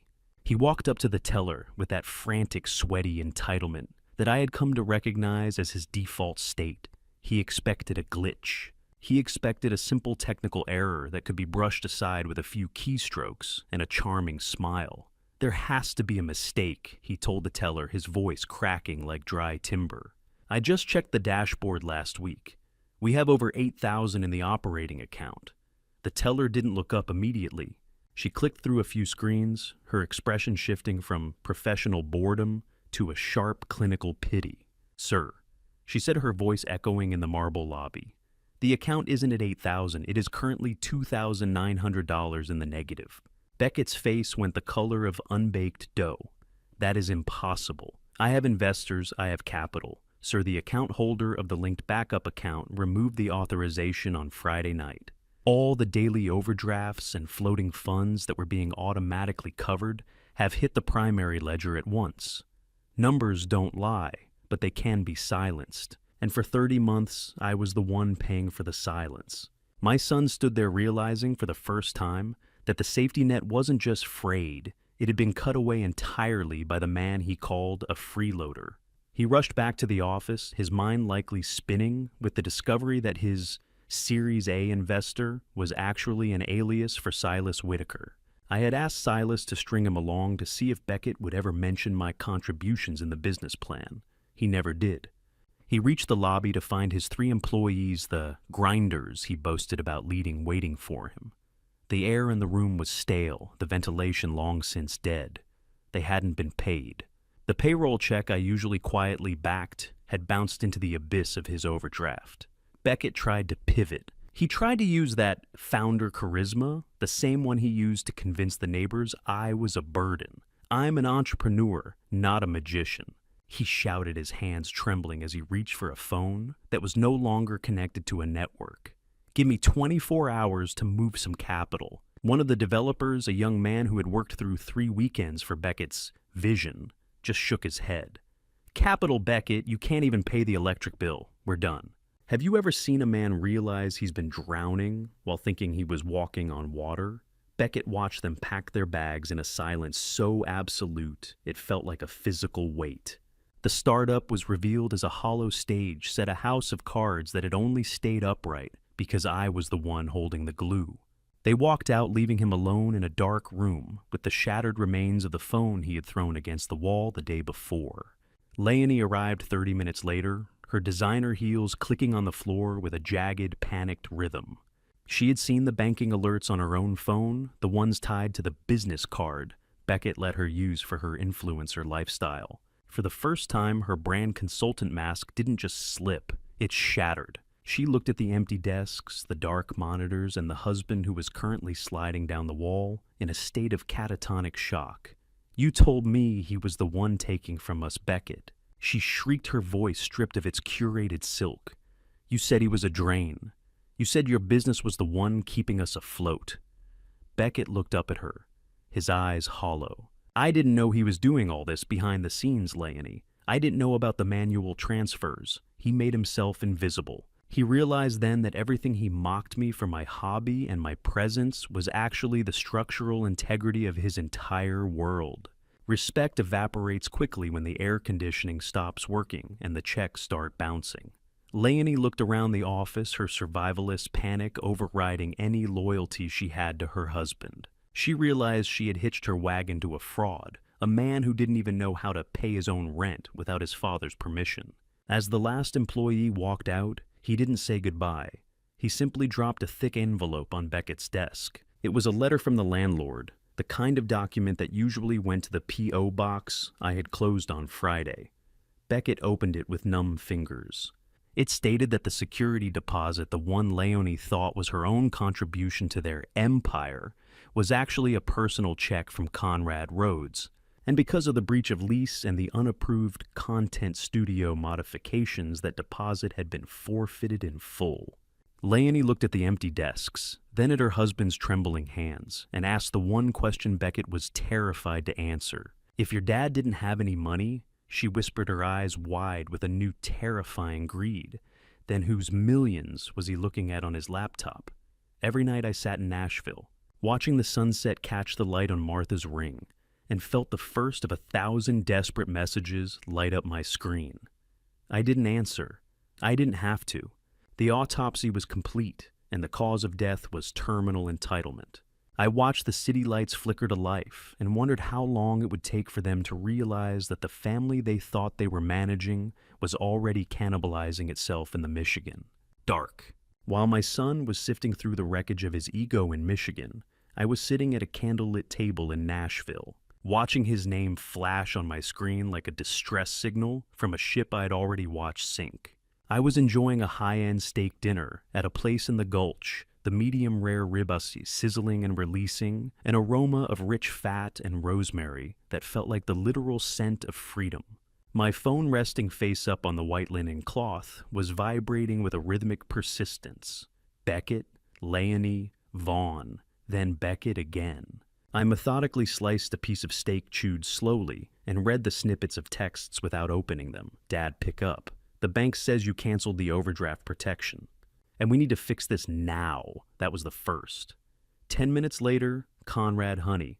I know you're hurt, but the girls need the AC on. Please call. I almost laughed at Leonie's pivot back to honey. It was a masterclass in transparent manipulation. I realized then that they still hadn't figured out I was in another state. They were probably pacing the hallways of the Ann Arbor house looking for me in the garden or the basement. He's still threatening to talk in the morning, as if I were a naughty child hiding under the bed. A toxic family is like a pack of wolves. As long as there's a fresh kill, they're loyal. When the food runs out, they start looking at each other's throats. I took a sip of a bold Cabernet and felt a sense of stoic satisfaction. My absence was the only thing I'd ever given them that they actually felt. 500 miles away, the cannibalization of the Rhodes home was beginning in earnest. As the Michigan sun set, the power finally died. Without my secret manual payments to DTE Energy, the past due status I'd carefully cultivated hit the hard disconnect threshold. I imagined the house falling into a thick, suffocating darkness, the smell of unwashed laundry and uncollected trash becoming the new house brand. Have you ever wondered why the people who contribute the least always scream the loudest about what they're owed? Leonie and Beckett were currently living that reality. Based on the flood of notifications from the smart lock I hadn't yet relinquished, the finger-pointing had turned internal.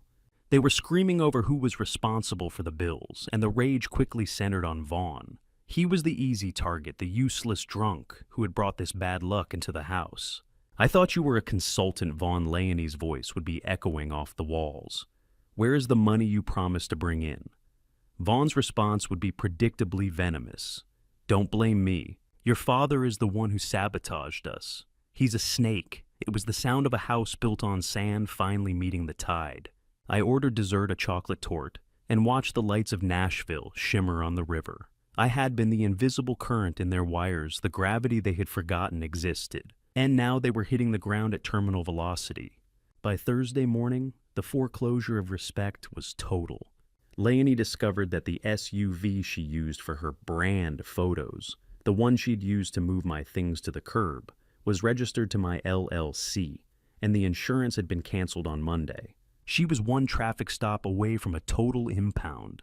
In the dim flickering light of a dying flashlight, the marital alliance shattered. Everything we have is a lie. Beckett, I could almost hear her spitting. You're not a founder, you're a dependent. Beckett, desperate and cornered, would be clinging to his delusions. I was going to pay him back. I just needed more time. Take a look at your own front door. If you took your paycheck out of the equation today, who would still be standing on the other side of it tomorrow? I knew the answer for my son. I'd spent months documenting his slide, even finding receipts showing Leonie had been secretly donating my old clothes to a high-end consignment shop for cash. She'd been selling my literal skin while calling me a burden. I finished my meal, paid the bill, with a card that actually had funds, and stepped out into the humid Nashville night. The air was heavy, but I felt lighter than I had in 30 years. Friday evening brought the inevitable physical descent. Panic in the dark usually turns to aggression. Vaughn, suffering from the lack of air conditioning and his own dwindling stash of beer, tried to take the last $100 from the emergency jar on the mantel. He claimed senior priority and consulting fees owed. Beckett, fueled by the loss of his business and the literal darkness of his own life, finally snapped. He tried to wrestle the cash back from the man who had helped him bury me. A scuffle ensued in the living room, the sound of heavy boots thumping on the floorboards I had polished. They knocked over a lamp one Martha had loved, and I saw a brief heartbreaking clip on the mudroom camera before the battery died. Marigold was watching from the stairs, her small face pale in the shadows. The sound of Marigold's crying was the only thing that didn't feel like justice. "Get your hands off that money, you old parasite," Beckett roared. Vaughn swung a heavy glass bottle at Beckett's head, his face a mask of primal rage. "I'm family. You owe me for everything I've done for your brand," he screamed. Then the bottle shattered against the wall near Beckett's ear, and Vaughn let out a truth that stopped my son's heart. "She told me you were already dead," Conrad Vaughn screamed, his voice cracking with a terrifying realization. "She told me you were terminally ill, and the house would be hers within the year. She told me we were just waiting for the body to catch up." I stood on my balcony, the phone silent in my hand, for the first time in days, and realized that my family hadn't just been waiting for me to leave. They had been rehearsing my funeral while I was still paying for the lights. I let the phone vibrate until the very last second, watching the Michigan area code dance on my mahogany nightstand, before I finally decided to let the silence end. The phone rang on Saturday morning, and for the first time in a week, I decided to let them hear my voice. Beckett's voice was unrecognizable, a jagged mess of hysteria and exhaustion that sounded like it had been dragged through gravel. "Dad? Oh God, Dad, please." He stammered, the words tumbling out in a frantic rush. "Vaughn tried to kill me. The house is dead, the lights are gone, the water. I don't know what to do. I've been calling you for days." I sat back in my chair looking out at the calm Nashville skyline, my expression as cold and unyielding as the stone. I didn't offer a word of comfort. I didn't ask if he was hurt. I simply waited for the silence to stretch long enough to make him realize that the old rules of our relationship had been incinerated. "If you want to talk, Beckett, you drive," I said, my voice a low clinical vibration. 9 hours, Tuesday 2 p.m. A diner called the Rusty Spur in Franklin, Tennessee. Bring Leonie and her father. Don't be late. He started to protest, mentioning gas money in the car, but I hung up. I had purposely chosen a diner that only accepts cash, knowing their cards were all declined, and they likely had to scrounge through the couch cushions just to fund the journey. Desperation is the only thing that travels faster than a lie, and I was going to make them feel every mile of it. I monitored their progress through the GPS tracker I knew was still on the SUV. I didn't need to see them to know the atmosphere inside that vehicle. I imagined the 9-hour purgatory of a 75, south the thick. Stifling heat of a Michigan summer without air conditioning because the engine's cooling fan was tied to a secondary belt I had stopped maintaining. I could almost smell the unwashed desperation and Vaughn's hungover rage stewing in the cramped cabin. I pictured the silence between Beckett and Leonie, a pair of predators who had finally run out of prey and were now looking at each other's throats. Is he actually going to help us? Or is this another trap Leonie would ask her curated voice now, sharp and desperate? "He's my father," Leonie Beckett would reply, clinging to the last shred of his delusion. "He has to. He's always been the safety net." How many miles of highway does it take to wash away 30 months of arrogance? Apparently 900 is the magic number. While they suffered through the humidity and the realization of their own powerlessness, I spent a quiet morning woodworking with Silas, reflecting on the difference between building a foundation and being one. Desperation is the only thing that travels faster than a lie, and they were currently breaking the speed limit. Tuesday arrived with a heavy southern heat that made the air in Franklin feel like a wet blanket. I arrived at the Rusty Spur at 1:30 p.m., taking a corner booth that gave me a clear view of the parking lot. Silas Whitaker sat beside me, his crisp suit and expensive cologne, a stark contrast to the grease-stained menus and the smell of frying bacon. We didn't talk much. We didn't need to.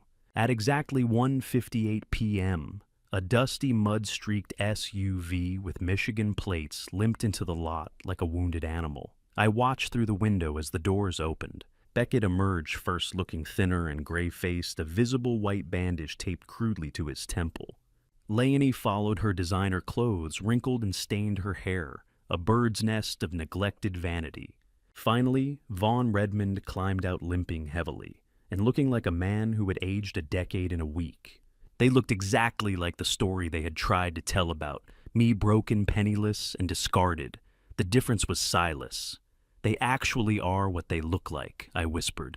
They weren't just driving to Tennessee, they were driving to the end of their world, and I was the one waiting with the sunset. I saw the way Beckett's shoulders slumped as he looked at the diner's sign. He looked like a man who had finally realized that the ground he thought was solid was actually just the palm of my hand, and I had finally closed my fist.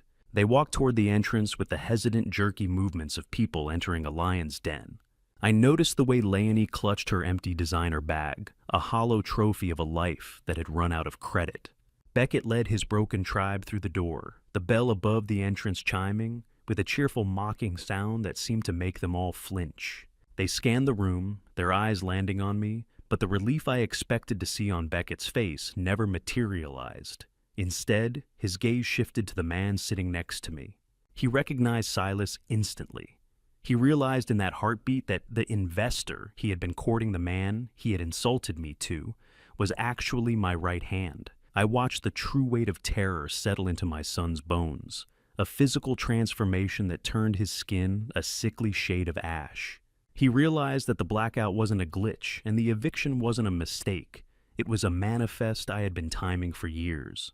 The bell above the diner door chimed, and as Beckett led his broken tribe toward my booth, his eyes didn't land on me. They landed on Silas, and for the first time, I saw the true weight of terror settle into my son's bones. They stood at the edge of the table, smelling of road-weary sweat and failure, waiting for a greeting I had no intention of giving. I didn't point to the empty seats. I didn't offer them water. I simply reached into Silas's briefcase and pulled out the 31-page audit that would explain exactly how much their arrogance had cost them. The silence in the booth was absolute, broken only by the sound of Silas clicking his pen, ready to record the final reconciliation of the Rhodes estate.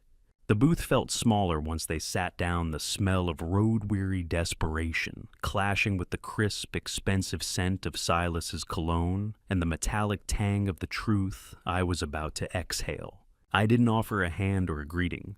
I sat with my back straight, watching Leonie try to adjust her wrinkled blouse and Beckett pull at the corners of the bandage on his head. Silas sat beside me, a clinical observer, with a briefcase that contained the shrapnel of their lives.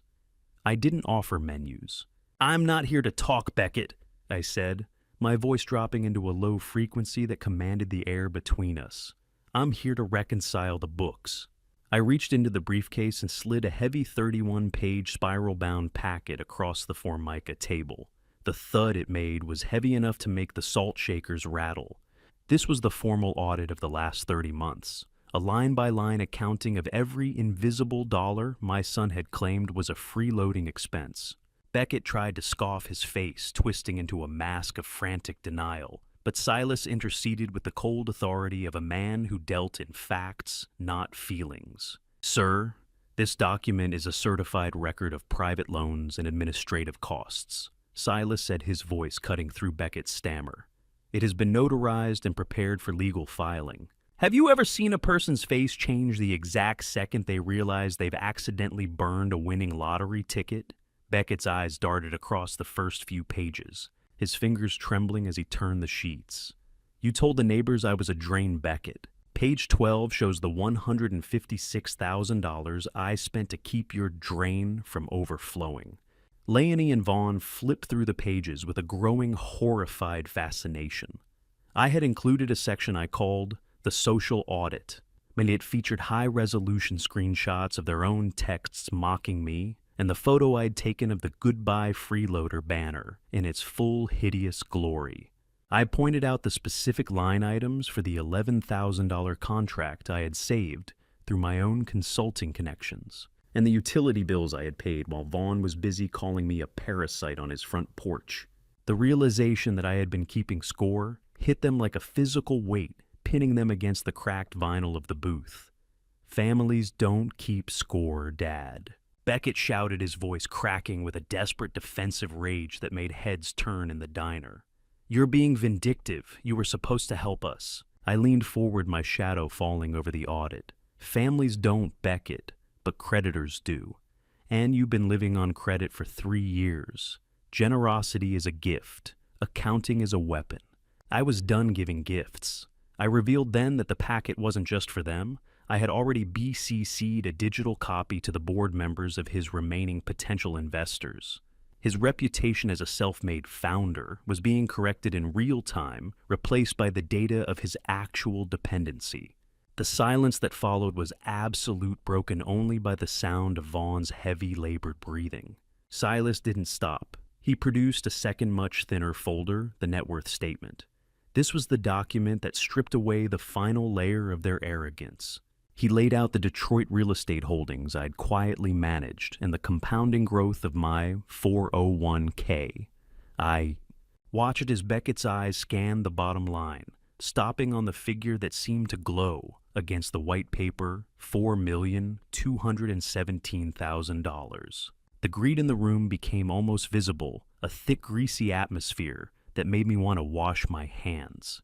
Leonie's posture changed instantly. The disgust she'd worn like a uniform for 30 months evaporated, replaced by a terrifying, desperate charm. She reached across the table, her fingers clawing toward my hand as she tried to force a smile. $4 million, Conrad? Honey, why didn't you tell us we were struggling for nothing?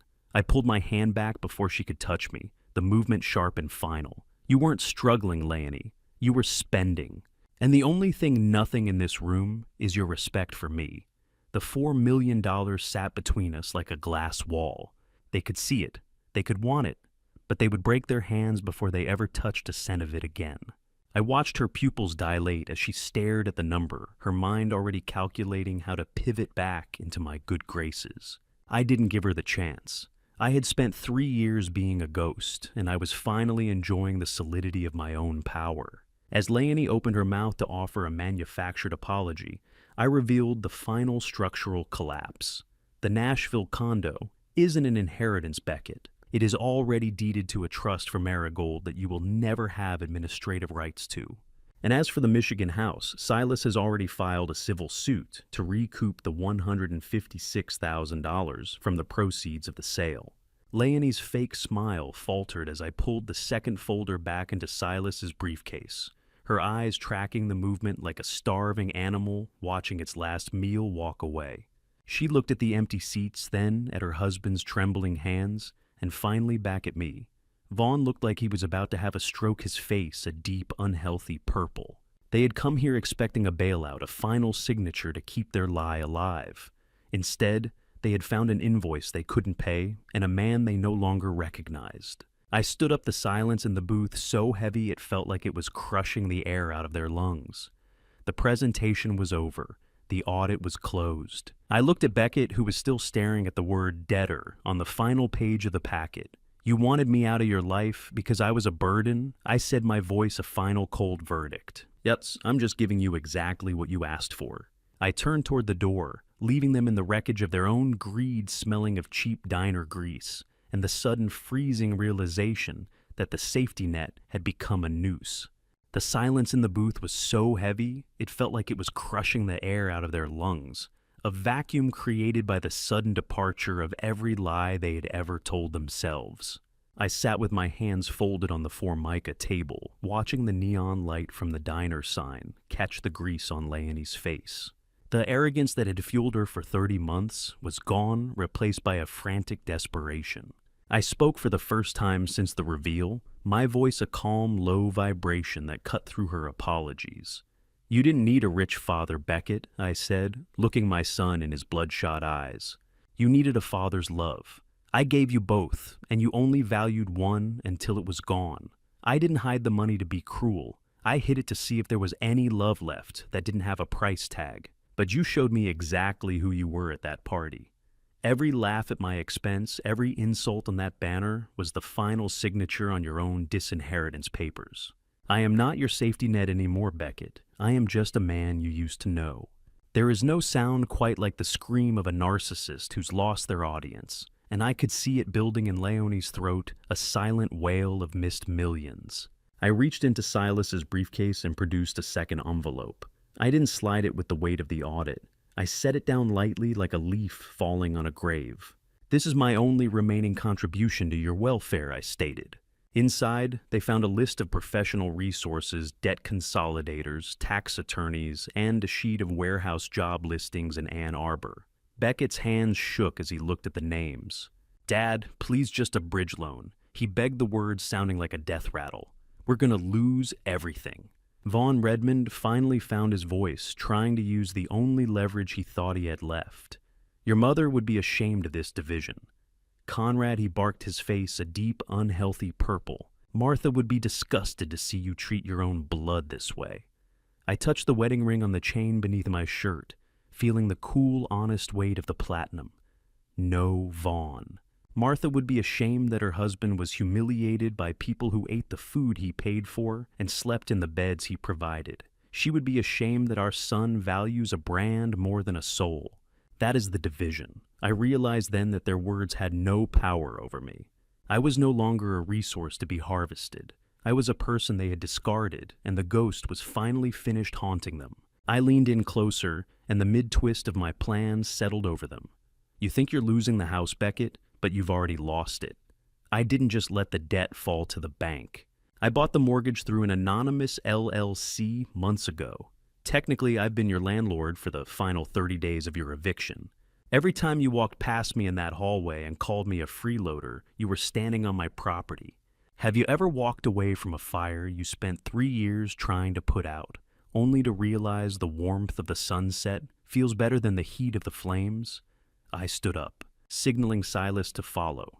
The air in the diner felt lighter already. I pulled 2 $20 bills from my wallet and laid them on the table. That covers the coffees and exactly 1 burger for Vaughn, I said. Consider it the final free meal you were so worried about. Behind me, the booth erupted into a frantic argument. They weren't fighting me anymore. They were turning on each other now that the target of their greed had left. Leonie was shrieking at Beckett about the failed startup, and Vaughn was already trying to grab the cash before the others could touch it. I walked toward the door, the bell above the entrance chiming with a cheerful finality. Don't call me Beckett, I said, without turning back. Don't email. When you can look me in the eye without a handout, we'll talk. Not before. I stepped into the fresh air of the Tennessee afternoon, feeling the phantom weight of 30 months finally lift from my shoulders. The Nashville humidity felt like a warm embrace, a contrast to the cold Michigan house I had left behind. They weren't my family anymore. They were just a bad investment I'd decided to write off. Silas and I walked toward his car, the sound of our shoes on the gravel, a rhythmic beat of progress. I paused and looked back toward the diner window. I could see them through the glass, a blurred triad of anger and desperation, still fighting over the scraps I'd left on the Formica. As I pulled away in the passenger seat of Silas's car, I saw the exit twist play out in the parking lot. Vaughn and Beckett were physically scuffling near the SUV, grappling over the $20 bill I'd left on the table. It was a pathetic low-stakes brawl that proved their bond was purely transactional. The family values Leonie had preached were nothing but a thin layer of paint on a rotted fence. I watched their figures shrink in the rearview mirror until they were nothing but dust on a Tennessee road, a fading memory of a life I no longer occupied. The smell of diesel exhaust from a passing truck filled the air, and the sun began its slow descent into a horizon of orange and deep purple. The sound of gravel crunching under the tires was the last thing I heard from that parking lot. My phone was silent now, no longer a distress signal, just a tool for a new life. The heavy Nashville humidity was cooling into an evening breeze as we headed toward the city lights. I felt a sense of ultimate catharsis, a logistics manager who had finally balanced the most difficult ledger of his life. But the real mystery started 2 weeks later, when Marigold called me from a number I didn't recognize her small voice, a reminder that some foundations are built on things money can never buy. I looked at the Tennessee sunset and realized that for the first time in years, the road ahead was perfectly clear. The first month of my new life in Nashville didn't feel like a retirement. It felt like a resurrection, a quiet rebuilding of a man who had spent too long as a ghost in his own hallway. I traded the heavy, toxic humidity of Ann Arbor for the cool, metallic taste of the Nashville evening air. My new condo in the Gulch sat high above the city, offering a vantage point that matched my new mental clarity. I spent my mornings watching the Cumberland River rush below my balcony, a relentless flow of energy that reminded me that life doesn't stop just because a few parasites fall off the hull. I was finally at peace, or as close to it as a man with my history can get, until a video call from an unknown number broke the silence in mid-October. I tapped the screen, and the grainy pixelated face of Marigold appeared. She was huddled in what looked like a backyard shed, clutching a tablet. "Grandpa misses. Henderson let me use her screen," she whispered, her voice trembling. "Why did you leave? The house is so dark and Mommy and Daddy won't stop screaming." My heart broke for that child, a physical ache that almost made me reach for my car keys. But I knew the neighbor misses. Henderson wasn't just a kind bystander. She was a private investigator I had hired weeks ago to ensure Marigold's physical safety while the household caved in. I had to remain a distance away to ensure the lesson for Beckett was permanent. "I didn't leave you, sweetheart," I said, keeping my voice a steady anchor for her. "I just had to go build a place where the truth lives. I will see you soon, I promise." Peace isn't the absence of conflict. It is the presence of boundaries, and mine were finally ironclad. In November, I met with Silas at his satellite office near Music Row to finalize the legal architecture of my new purpose. The office smelled of expensive leather and the crisp, clean texture of new legal documents. We weren't just managing my wealth anymore. We were weaponizing it. "I want this fund to be Martha's legacy," I told Silas as I signed the final allocation papers. She always hated a bully, and she spent her life protecting people. The Wife's Elder Protection Fund was born that afternoon, fueled by a significant portion of my Detroit real estate profits. It was designed to provide a legal shield for seniors facing the same financial abuse I had endured. I realized that my 30 months of suffering had given me a specific set of skills that the world desperately needed. I also instructed Silas to lock Marigold's trust behind a 25-year maturity clause. "It's done," Conrad Silas replied, his eyes reflecting the professional respect Beckett had never offered. "The trust is ironclad. Your son could sue for a century and never see a dime of her future. How many of you have a Marigold in your life, someone you'd burn the world for? Even if the world is currently being run by people you despise, I was burning the old world to make sure hers was built on stone instead of sand." By December, I had established a routine that felt like wearing a suit that actually fit. I started a small-scale consulting firm for local freight companies, and I quickly found that in Tennessee, my 40 years of logistics expertise was valued by people who actually paid their bills on time. I enjoyed my evenings walking through Riverfront Park, the city lights reflecting off the water like scattered diamonds.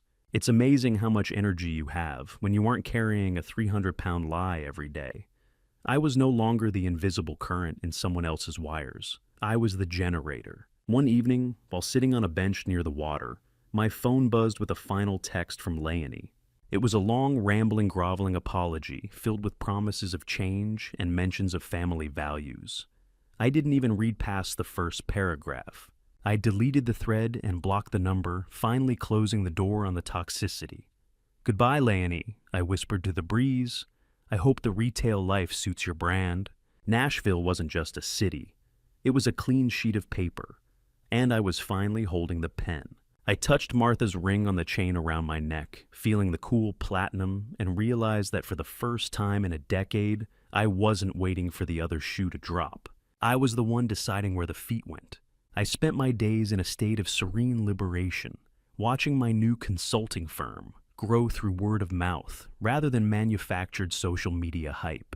I discovered a news clip from a local Michigan affiliate that Silas sent me. Vaughn Redmond had attempted to sue me for emotional distress, claiming my sudden abandonment had caused him medical trauma.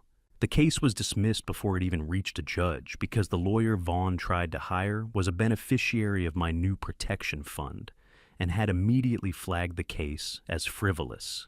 The irony was a vintage I enjoyed thoroughly. My legacy was no longer a target. It was a fortress. I looked out at the Nashville skyline, the cranes and glass towers a testament to growth and resilience, and I felt a sense of completion. I had balanced the ledger. I had protected the innocent. I had survived the earthquake I created. I was finally at peace until a handwritten letter arrived in my mailbox 3 days before Christmas. Not from Leonie and not from the bank, but from the son I thought I'd buried in the Tennessee dust. The handwriting on the envelope was unmistakable, slanted, arrogant, and reaching out for a ghost. I stood in my foyer, the letter heavy in my hand, and realized that some ghosts refuse to stay in the graveyard, especially when they think there's still a vault left to crack. I walked to my balcony, looking out at the river, one last time, before opening the seal, knowing that the piece I'd built was about to face its final, most dangerous test. The handwriting on the envelope was unmistakable, slanted, arrogant, and reaching out for a ghost that no longer existed to pay for a life that had finally run out of credit. I stood on my balcony in the crisp December air, the paper feeling heavy in my hand, despite its physical lightness. Beckett's 2-page letter was a masterclass in psychological manipulation, a script written for a father who was supposed to be soft and nostalgic. He claimed he had finally divorced Leonie, cut off Vaughn's parasitic influence, and realized that I was the only true north he ever had. I sat down and read it twice, my logistics mind immediately flagging the calculated emotional beats. He used the word legacy 4 times. He mentioned Martha's favorite holiday tradition. He spoke of Marigold's need for a stable family. But I had already asked Silas to run a background check 48 hours before the mail arrived. The data didn't lie. Beckett and Leonie were not divorced. They were currently living in a cramped apartment in Ann Arbor, and the split was a coordinated ruse designed to get me to open my checkbook one last time. "It is a beautiful apology, Beckett," I whispered to the empty room. "It is just 5 years too late." Despite the betrayal, I decided to grant him a final audience in a public Nashville coffee shop. I didn't do it out of hope, but to provide the definitive face-to-face closure that a shadow deserves before it is finally erased. A shark can smell blood from a mile away. A narcissist can smell a second chance from 1,000. I arrived at the shop early, the smell of burnt espresso and expensive winter wool filling the narrow space. Beckett arrived 10 minutes late, a tactical move to make me anxious that failed the moment he saw my stone-faced expression. He looked thinner, his hair unkempt, performing the role of the broken man seeking redemption with practiced precision. For 30 minutes, I let him speak. I watched him describe his regrets, his supposed growth, and his desire to rebuild our relationship for Marigold's sake. I sat in silence, my fingers feeling the texture of the wooden table as I watched his eyes for the pivot.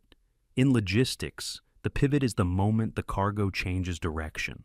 In a con, it's the moment the conversation shifts from love to leverage. It finally happened when his voice dropped an octave, becoming conspiratorial. "I don't want your money, Dad," he said, his eyes darting toward my coat pocket. "I just want my father back. But I found this miracle business opportunity, a tech logistics merger that just needs a stable name attached to the guarantee."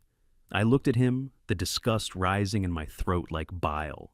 "Then why is there a loan application for $50,000 in your coat pocket?" I asked, the sound of my voice cutting through his performance like a bone-handled knife.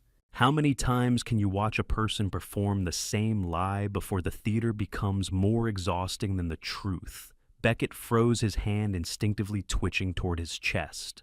The mask didn't just slip. It evaporated, replaced by the same raw entitlement that had fueled the birthday party banner. The humility was gone, replaced by a sneer I had seen too many times. "You're hoarding your millions while your own son suffers," he hissed, his voice loud enough to make a woman at the next table flinch. "You're going to let your own flesh and blood rot for a grudge?" I didn't respond with anger. I stood up slowly, reaching into my wallet to pull out the price of my coffee. I placed the bills on the table with a rhythmic tap of my finger. "It is not a grudge, Beckett.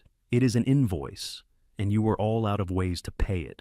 You didn't come here for a father. You came here for a signature, and I am finished being your pen." The coffee was hot, but the air between us was absolute zero. It was the temperature where all motion stops, including my hope for him. I had spent 40 years ensuring things reached their destination, and I had finally delivered my son to the only place he belonged, the consequences of his own character. I turned toward the door, my hand closing around the cold brass handle. Beckett's voice followed me, a desperate, ugly scream that echoed off the brick walls of the coffee shop. "You're a monster. You're just like they said you were." I didn't turn back. I stepped out onto the Nashville street, the midday sun, reflecting off the glass towers. I felt a sense of absolute finality, a liberation that I hadn't felt since the day I drove across the Michigan border. As I walked away, my phone buzzed with a notification from Silas. The $50,000 loan Beckett was so desperate to secure wasn't even for a business venture. It was to pay off a private investigator he had hired to find my offshore accounts, a man who ironically was already on my payroll as part of the Protection Fund network. My son was paying to find a vault that I had already emptied and moved into a fortress he could never breach. I left him screaming at my back in the middle of Broadway, but I didn't feel the sting anymore. All I felt was the weight of the digital file I'd just authorized Silas to release to the trust I'd built for the girls. That file contained the truth of every dollar spent, every lie told, and every debt owed. It was their inheritance, the only one I would ever allow them to have. I reached my car and sat for a moment in the silence, the rhythmic beating of my own heart, the only sound in the cabin. I was no longer a ghost, and I was no longer a foundation. I was a man who had finally learned the value of his own silence. I looked at the city ahead of me and realized that for the first time in years, I wasn't carrying anyone else's weight. Time is the only asset a logistics man can't manufacture. But by July 2025, I realized I'd finally learned how to spend it on a life that didn't require me to be anyone's invisible floor. My new world in Nashville has a different weight to it, a solidity that isn't dependent on the whims of ungrateful children or the curated lies of a social media profile. I spend my mornings in my condo in the Gulch, watching the Nashville sun climb over the skyline while the smell of cedar wood and a fresh southern rain drifts through the open balcony doors. My consulting firm is a quiet success built on 40 years of genuine expertise. My clients are people who value my time, and more importantly, people who actually pay their bills. I work 20 hours a week because I choose to, not because I am frantically topping off someone else's leaking bucket. I have never been healthier, and I have never been more certain of the ground beneath my feet. Once a week, I meet Silas Whitaker for dinner. He has become the son I should have raised, a man of integrity, who understands that a legacy isn't something you inherit by force. It is something you earn through discipline. "You are more than a client, Conrad," he told me last Tuesday over a glass of bourbon. "You are the foundation of everything I've built." I smiled, feeling a rare sense of validation. It is nice to be the foundation for someone who actually knows how to build on top of it, Silas. The digital file I released to the girls' trust wasn't just a ledger of debts, though. That was included. The real core was a video I had kept hidden for years, Martha speaking directly to her granddaughters. She spoke about self-worth, about the danger of letting people define your value, and about the importance of truth. I bypassed Leonie's influence from beyond the grave, ensuring my wife's voice would be the one they heard when they finally came of age. People who call you selfish for setting boundaries are usually the ones who benefited from you having none. I realize this more than ever as I watch the final reports from Michigan come in. Beckett is currently working a humble warehouse job, a position I actually provided a factual professional reference for. It was my final act of boundaries, not bitterness. He is finally learning what a paycheck is worth when it isn't subsidized by a freeloader. Leonie is divorced and working in retail, her influencer dreams having collapsed alongside the credit I provided. Vaughn Redman has retreated to Florida, likely looking for a new vault to crack. The house in Ann Arbor is gone, the lies are exposed, and the wife's elder protection fund has already helped nearly 50 families escape the kind of silent abuse I endured. I am no longer a victim of their narrative. I am the architect of their education. If you stopped holding everything together, today would your world stand on its own?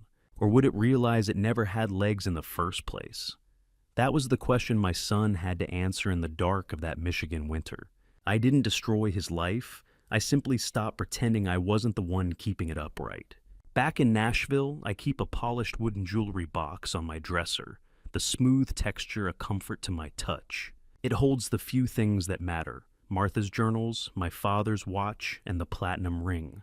I've recently purchased an empty lot next to the warehouse where Beckett works through the protection fund to build a community park for children. I want to remain a guardian of the innocent without ever having to speak to the guilty again.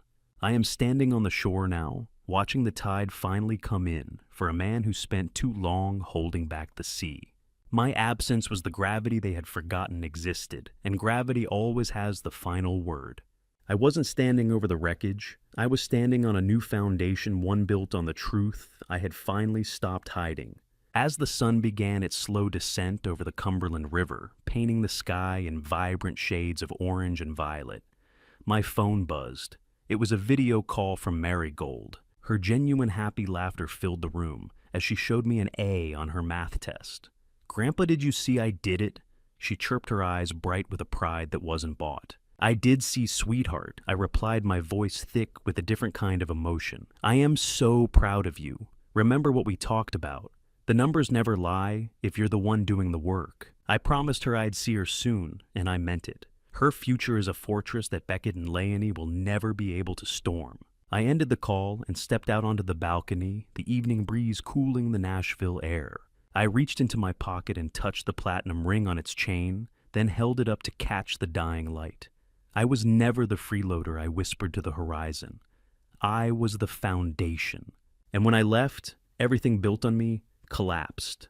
That wasn't revenge. That was gravity. Wife's ring is safe. Granddaughter's future is secure. Me, I am finally living the life I earned. I watched the Nashville sun dip below the horizon, the platinum of Martha's ring, catching the last light of a day that belonged entirely to me. The city below began to glow 1,000 lights, fueled by a current I no longer had to manage for anyone but myself. I thought back to the birthday party, to the banner, and to the hot dogs smeared across a rental car. Those moments felt like they belonged to a different man in a different century. I sat in my chair feeling the weight of 62 years finally balance out. I didn't owe anyone an explanation for my peace. I closed my eyes and listened to the river, a logistics manager who had finally delivered his most important cargo himself. For the first time in my life, the road ahead was perfectly clear, and the only person I had to answer to was the man in the mirror. I was no longer a ghost. I was the master of my own silence, and the silence was beautiful. I used to believe silence was loyalty. I thought enduring everything was what a father was supposed to do. But looking back, I see the truth clearly. Now, my biggest mistake wasn't trusting my family, it was abandoning myself. That is how family betrayal takes root, not in one moment, but in years of quiet permission. This family story is not about revenge. It's about boundaries I should have drawn long ago. If you are listening to me now, don't become the invisible foundation for people who only remember you when they need support. Love does not mean erasing yourself. Even faith teaches us that truth matters. God did not create you to be used, but to stand with dignity. I learned that too late after family betrayal turned my home into a stage and my silence into their weapon. Let this family story remind you, kindness without limits becomes permission for abuse. I still believe in forgiveness, but forgiveness does not mean access. I walked away not because I stopped loving them, but because I finally chose to respect myself. And if there is one lesson in this family story, it is this: never trade your worth just to keep the peace. Because peace built on lies will always collapse into family betrayal. Thank you for staying with me until the end of this journey. Share your thoughts below. What would you do if you were in a situation where your own family publicly turned against you? I truly want to hear your perspective. If this story resonated with you, consider subscribing so you don't miss what comes next. A small note: while inspired by real-life emotional conflicts within families, some elements were dramatized for storytelling. If this isn't your kind of content, feel free to explore something that suits you better.